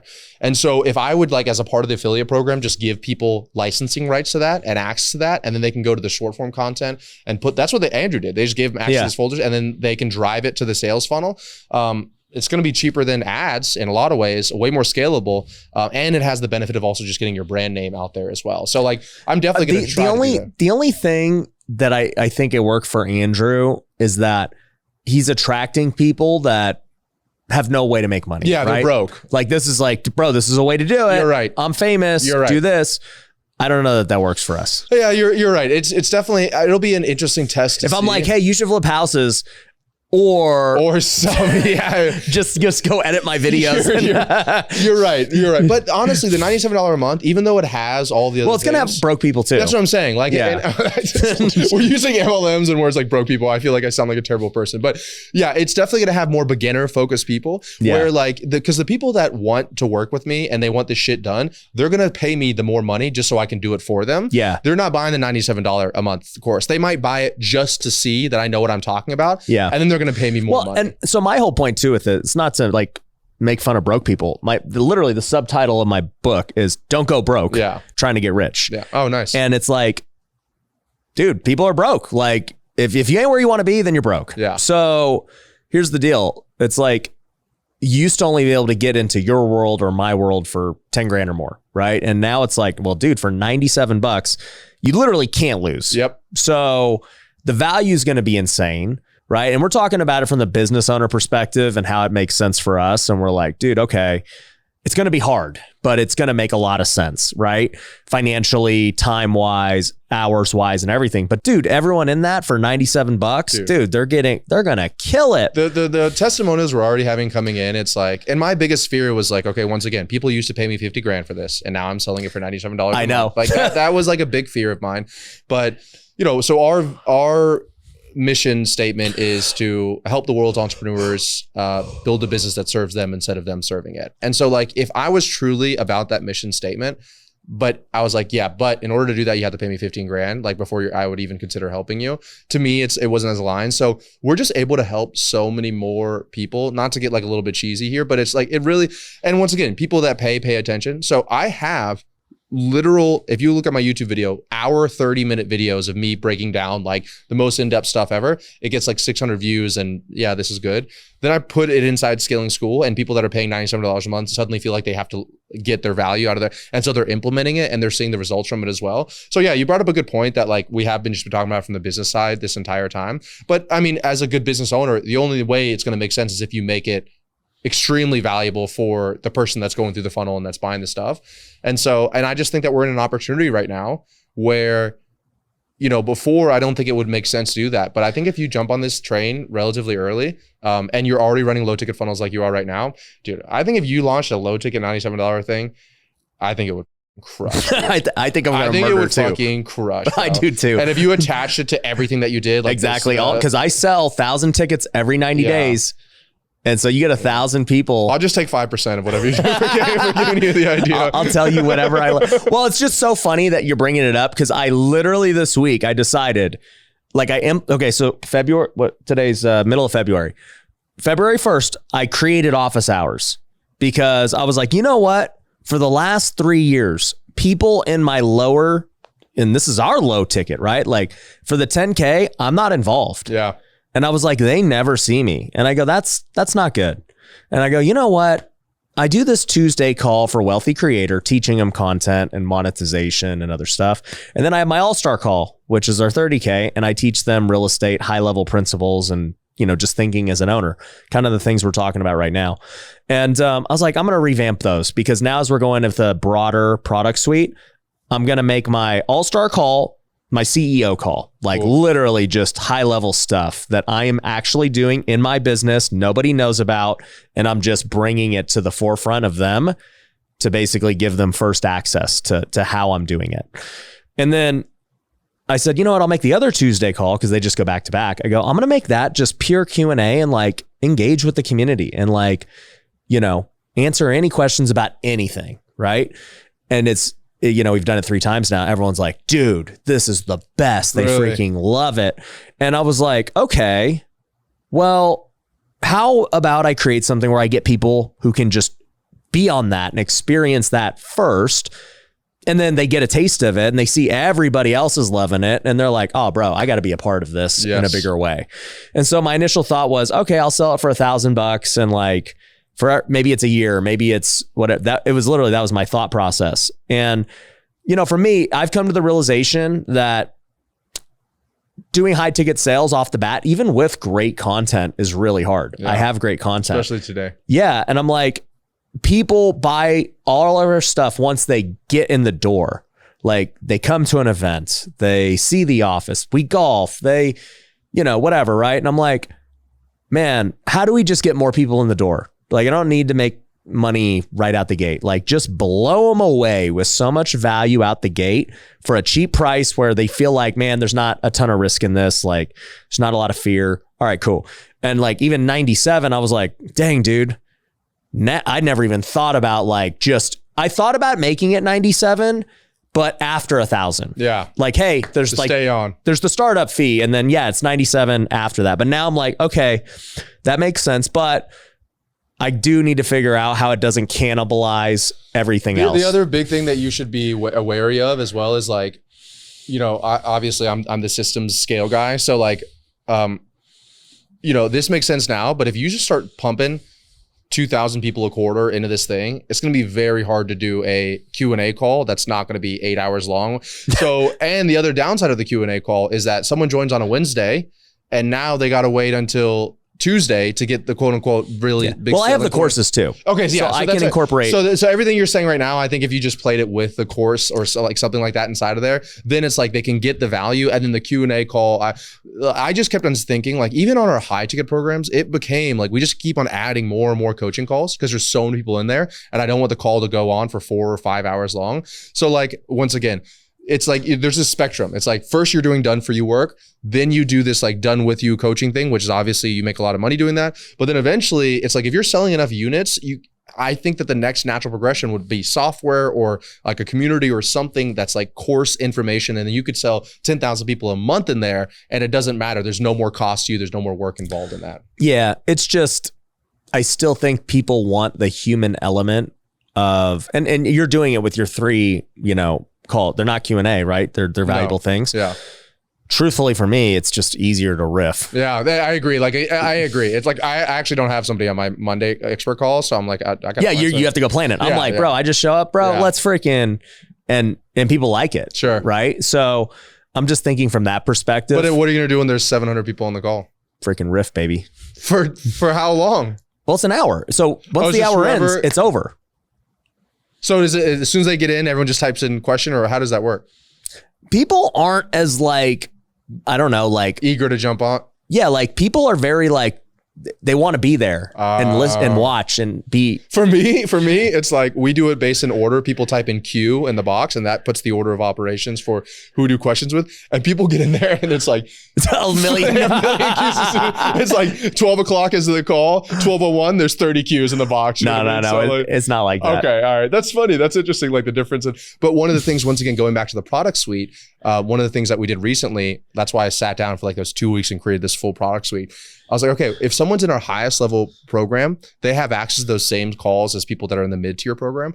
But now what I'm going to do is they're going to get priority on those calls. Well, for sure. That definitely happens. But also those high level guys get access to one-on-one, not with me, but with my team. Yeah, they're not really hopping on the group coaching calls. And yeah, they get access to me one-on-one. They get access to the Slack channel. Yeah. So like when they do have their things, they're going to get them answered. Sure. Right. Fair enough. And most people have the same questions anyway. So it's not like their question's not getting answered. Yeah, just somebody else is answering it. Yeah. That makes sense. Yeah.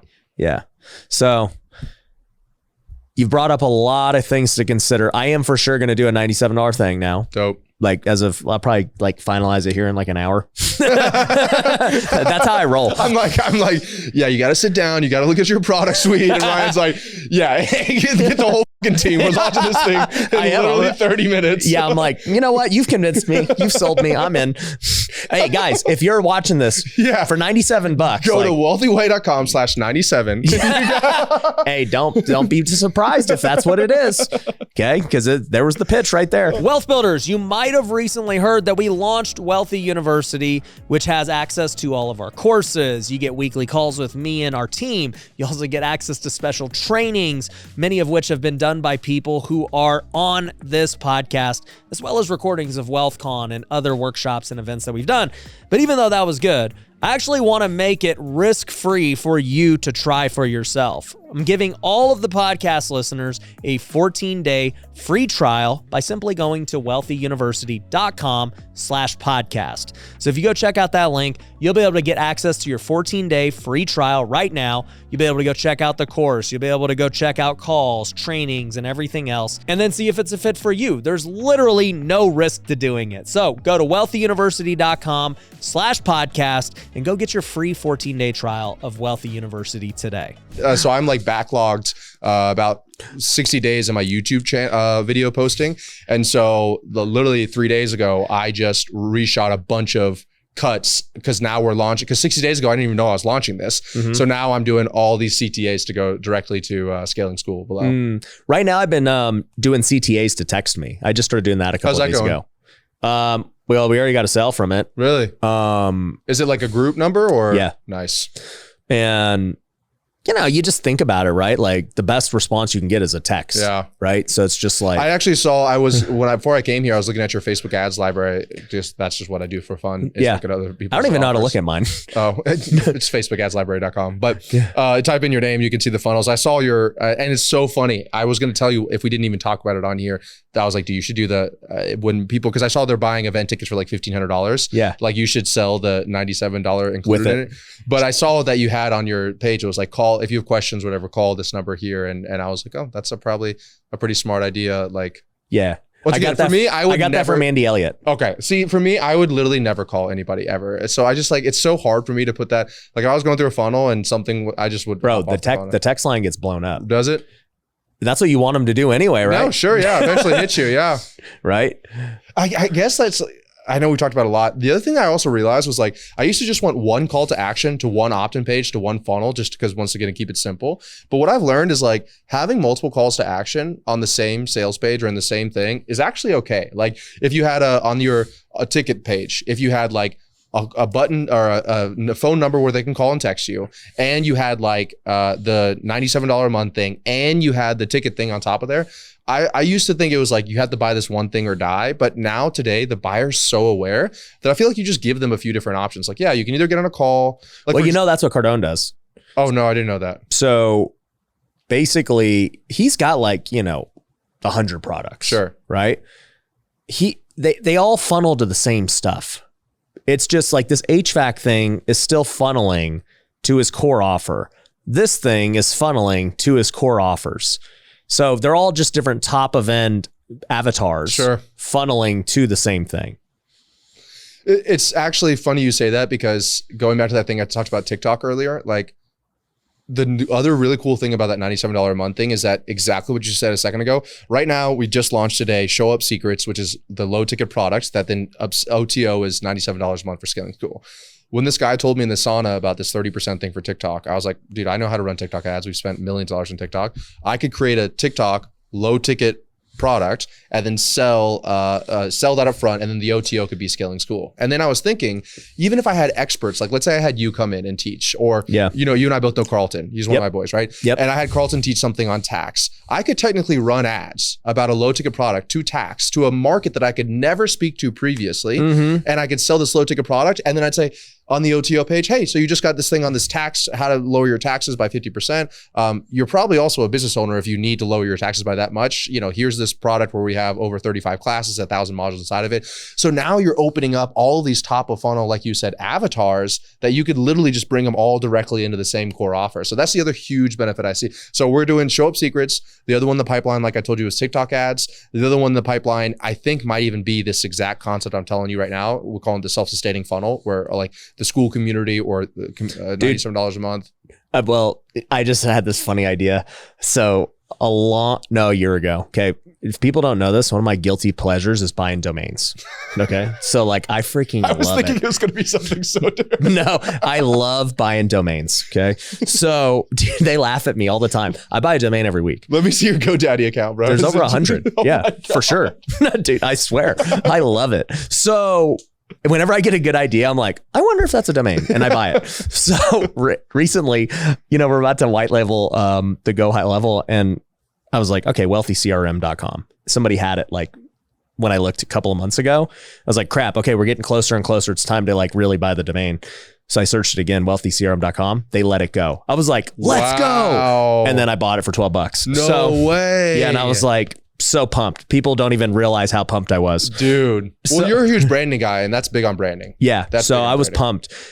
Now, as I was thinking about our education brand over a year ago, I thought that it was always going to end up being very broad, even though everyone tells you not to do it. I was like, I just see us like being a school. Like we're going to be the next university. You want to learn real estate? Cool. Take that course and class and everything. You want to learn content? We got you. Business, coaching, we got you, right? And so I started to think like, man, is there a simpler way to market this? Or do I got to just be like, okay, that's wealthy investor, that's wealthy business, that's wealthy creator.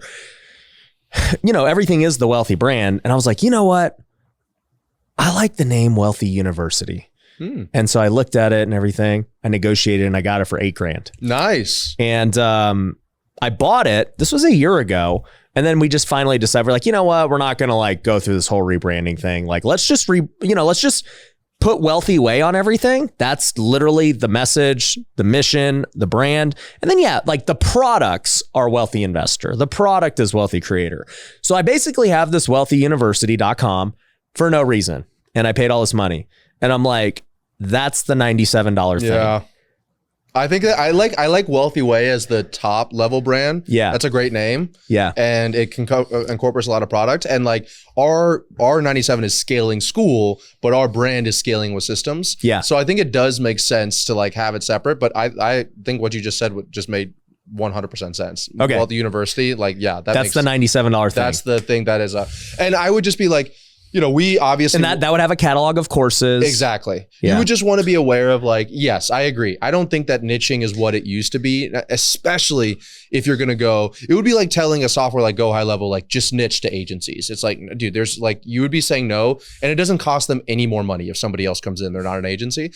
But if you do think about it, Go High Level did start with I did an interview with the founders at my house, like literally when they launched it. Hey, can you introduce me to them? Yeah, of course. Yeah, let me know. Yeah. I actually, now that I'm on it, I'm like, I really respect what these guys built, man. Yeah. This is tight. I mean, I actually speak more with like their I team. literally don't know anybody. Okay, yeah. I'm actually gonna go to I can't say it. I'll tell you when we go off camera. But anyway, yeah, I think that starting the university with like one specific class or the ones that you already have probably makes the most sense. But I mean, you and I have different values. Like I can see you're just like, you have an idea, domain, product line, launch. Like, Yeah, it's like 5 days, like boom, boom, boom, boom. Like 5 hours, but yeah. 5 hours. Instagram story, traffic, we're good. Yep, let's roll. So like we think a little bit different.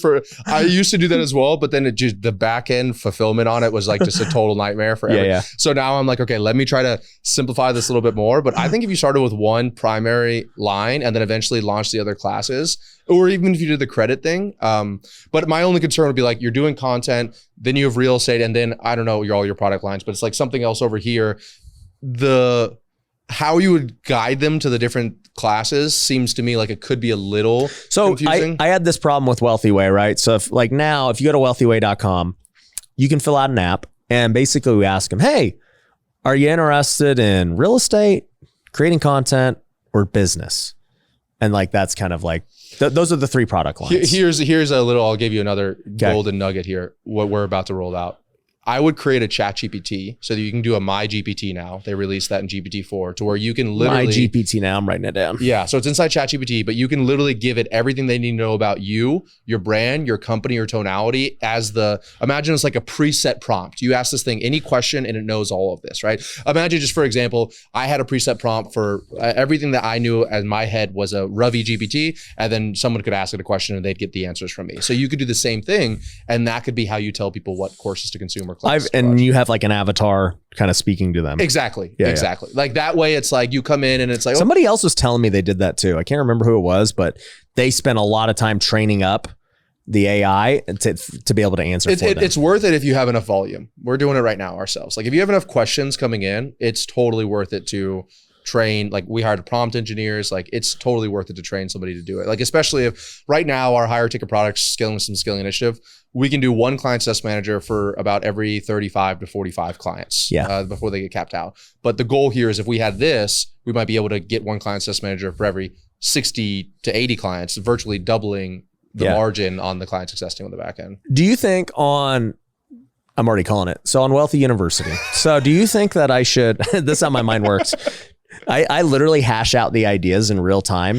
And then I'm like, I can't find anything wrong with it. Let's go. So do you think that, I run all this traffic to WealthCon every quarter. So we're going to spend hundreds of thousands and we're already getting a great ROAS anyway. So this is just pure profit. And, it's just great for everyone. Because now I actually learned this from Cardone. This is why I love a podcast and in person, by the way, because Cardone told me, he was like, look, it's hard to sell events when they're really far out. He's like, is your next WealthCon less or more than 60 days out? And I'm like, yeah, it's like, he's like, it's really hard because people just will wait to whatever. He's like, so I don't sell them the event. I sell them the thing that they get now. And the event is like included. The bonus.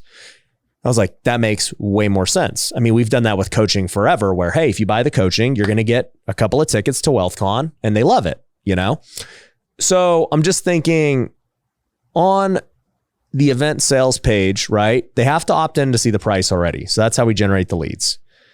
Then if I add this, like the Russell Brunson style, I would have to add that in before they see the price. So they opt in, they now see this $97 thing they can buy, because most people do not buy the ticket on the page. The sales page. You outbound dial them. Yes. 90+% of sales are outbound dial. Wow. I would work on the conversions of the sales page if it was 90%. But that's just how it is to just throw events that large. There's no other way around it. Fair enough. I haven't done I have that's why Cardone's teams are just massive event sales teams. Okay. How would I do that in that case? In that case, I probably would literally just throw it in as a bonus on the sales page. I would throw it in as a bonus on the order page. And then I would sell it as I usually do. And it's just like, you can't buy a ticket without 14-day access to the thing. What I was talking about earlier would be like, if you were to do a webinar and the event was going to be in a little bit, and then you said, hey, do you want to get access to this? But for us, we're not even giving people an option. It's like, if you want to buy something from us. Yeah, no, I can force people into opting in for it. Yeah. But I'm just saying, how do I get them to opt in before buying a ticket?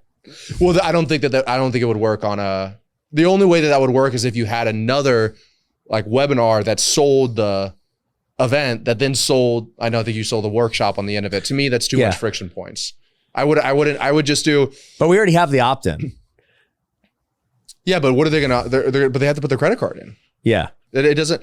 For me, I would see it almost like what Cardone does. The way that because we're already doing events. Like I'm gonna have low ticket products that goes to scaling. So this is going to be your low ticket funnel is going to lead into it. That's the only way. Yeah. Then the high ticket, because they've already paid. We're gonna do a video sales letter funnel. That's also gonna they're gonna book a call to speak with us for the high ticket stuff, or the high ticket stuff includes it. But also if they don't buy, as part of our new subscriber email sequence, we send Scaling School to them as well.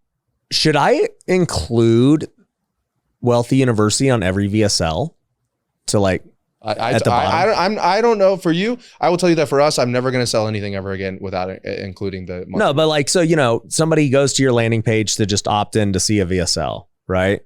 Would you put it on that VSL page? Are you saying like, well, what am I selling in the VSL? Wealthy University, or am I selling a high ticket program? High ticket. And are they seeing it to be like, hey, you can also buy this in addition to doing the thing? Or it's like, if you buy in, you'll get access to this? Well, I mean, it doesn't exist yet, so I can create it however I want. but I guess theoretically what I'm saying is, I don't know what your main website looks like, but my guess is if, it's just your site, they can opt in. They then watch like a general VSL about what you guys do, who you are, then they can book a call. Yes. Right? I'm saying on that page, could you just put a $97 product right there on that page? Like, hey, before you book a call, like, dude, but that would hurt your book a call rate. Exactly. So what about after they book a call? Yes, you could. Hey, you want to get started today? 100, yes. $97, buy it. Yeah, so it's all. It'd be on the thank you page. It's all this game of like not cannibalizing the last step. So you don't want to. That's why also I don't know if it would work. So it won't work on my ticket sales. Exactly. With the way we do it. You just need to include it in the price of like the. Hey, by buying a ticket, you get 14 days free of Wealthy University. Exactly. Like that would be the way that I did it. And in the VSL funnel, on the thank you page, in the webinar, on the registration page, and the low ticket on the OTO page. Like, so in every different thing, there's going to be a different place that you would put it. But we have this, once again, it's called the self-sustaining funnel. It's literally our sales process, a lucid chart. You know what a lucid chart is? Like, yeah. So, and like there's two cores of it that everything drives to. One's YouTube and one is the Scaling 97, School. Yeah. I hate that I'm going to have to explain 2 hours of conversation to everyone right now. Just have them watch this video. I know. I'm going to make them watch it. That's exactly. If I have a watch this webinar. Okay. I got this 2 hour VSL. You guys just watch it in the company. Okay. I'm not explaining. Dude, I honestly, it's funny. No, I am going to do this. If I were to tie this back into what we talked about earlier, it's the same thing as if I wanted to work with somebody one-on-one, I would say join Scaling School, because like, if not, you're going to try to explain this entire thing where we pretty much just covered this entire thing end to end, like literally. You could use this for your own thing if you want. Yeah, I appreciate that. We're because it's pretty much convincing people to do a 97. Well, it's and honestly, I've sold a lot of stuff for the years. I have never seen more, even our current clients, like I've never seen more people interested in it, just because once you get to break it down, it just makes, and it's especially true if you've been in the high ticket space for years and you know what the pros and cons of it is. And like you said it really well earlier, it's appealing if you don't have an offer and you want to start, it's pretty good. But if you already have a bunch of courses and a team and all, you already have everything needed. You just need to add this one element and you do it correctly. So we're about 14 days from launching our own product and program, teaching literally. Okay. We'll see who can launch quicker. Let me text my team real quick. I'll be out in about 48 hours. I'll be like, guys, I don't know what I'm doing, but exactly. You're like, oh yeah, by the way, I already bought the domain for it. Exactly. Well, dude, yeah, no, I'm just happy I get to use Wealthy University. That's what I'm happy about. You're getting an ROI from that. Finally. Now you can continue to justify. Exactly. No, because they were like, Ryan, what, you wasted $8,000. And I'm like, It'll have its day. Come back in. It'll have its day. It probably could have not been anywhere close. It could have been like Wealthy Dog, and you'd be like, maybe I should use that. Well, I own Wealthy Golf. Do you? Oh yeah, I own wealthygolf.com. That's how you can golf with Ryan now. Oh, is Wealthy Golf? Yeah. Give me another like one or two of the good ones. What are like some of the, I want to hear one of the two of the outlandish ones. Oh, dude, I don't know if I want to reveal this one. I'm thinking about starting a golf brand. Okay. And I bought a bunch of domains for it. Okay. Now it's like a golf clothing brand, swag brand and stuff. This would literally be for no purpose other than fun.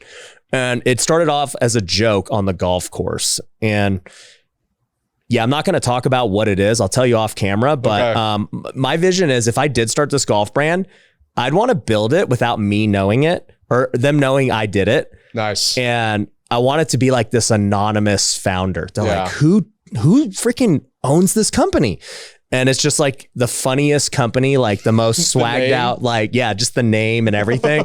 They're like, who's running this? And it's just a mystery. So that's like I bought about 10 domains for that. What else have I bought? I've bought, random things like all the time. Somebody will give me a good idea and I'll just buy it. Anything wealthy, I'll buy anything wealthy. Dude, it's literally so funny how opposite you and I are. I'm so obsessed with simplification that I literally look at my GoDaddy and if there's too many domains in there, I'm like, yeah, cancel auto renew. Oh, you know what? What's funny? So like Wojo was like, dude, we need these low ticket funnels. Can you buy some domains? I'm like, can I buy domains? Do you know who you're asking who can buy domains? I'm like, how many we need? He's like, bro, think of like 4 good ideas of like just cool names. I was like, done. I bought, dang, what did I buy? Yeah, what was the one for the house, the contractor thing? Yeah, I'll tell you, dude. I'm just gonna pull them up. I already forgot, but they were great. So what did I buy? Let's see. Here they are. Okay, I bought. Favorite it on your phone. Yep, no, I did. I bought wholesalersblueprint.com. Nice. That was easy. Houseflip101.com. Cool. REI101.com. And then we got onewholesaledealaway.com. REI, what was it? REI 101. Okay. Nice. Yeah. And what was the last one? onewholesaledealaway.com. Nice. So I was like, dude, just give me like 10 minutes and I'll crush these out. So he's like, dude, these are some fire domains. How'd you find these? I'm like, bro. You are, dude. You are a master brander. I will give you that, dude. You do a great job at branding, bro. Like, I think I had a conversation with Dan Martell recently as well.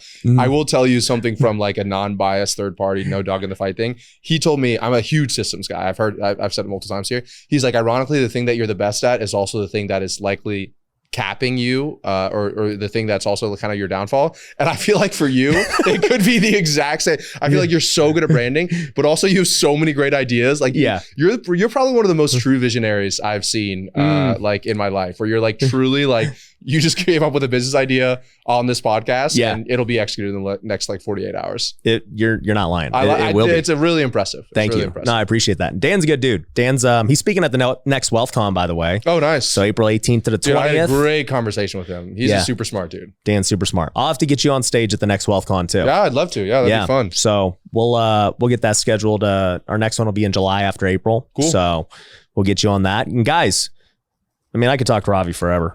Ravi. You look at his name, it's not Ravi, it's Ravi. I've been saying it in my head for years. For years as Ravi. So anyways, guys, go check him out. Follow him. Dude, I mean, look, the dude knows his stuff. When he launches this $97 thing, buy it. When he tells you how to build one, buy it. I don't know how to build it. I'm going to wing it. But let me tell you guys, it's going to be sick. Wealthyuniversity.com. That's what it's going to be. I'm already telling you. May or may not be by the time you watch this, but it'll be quick.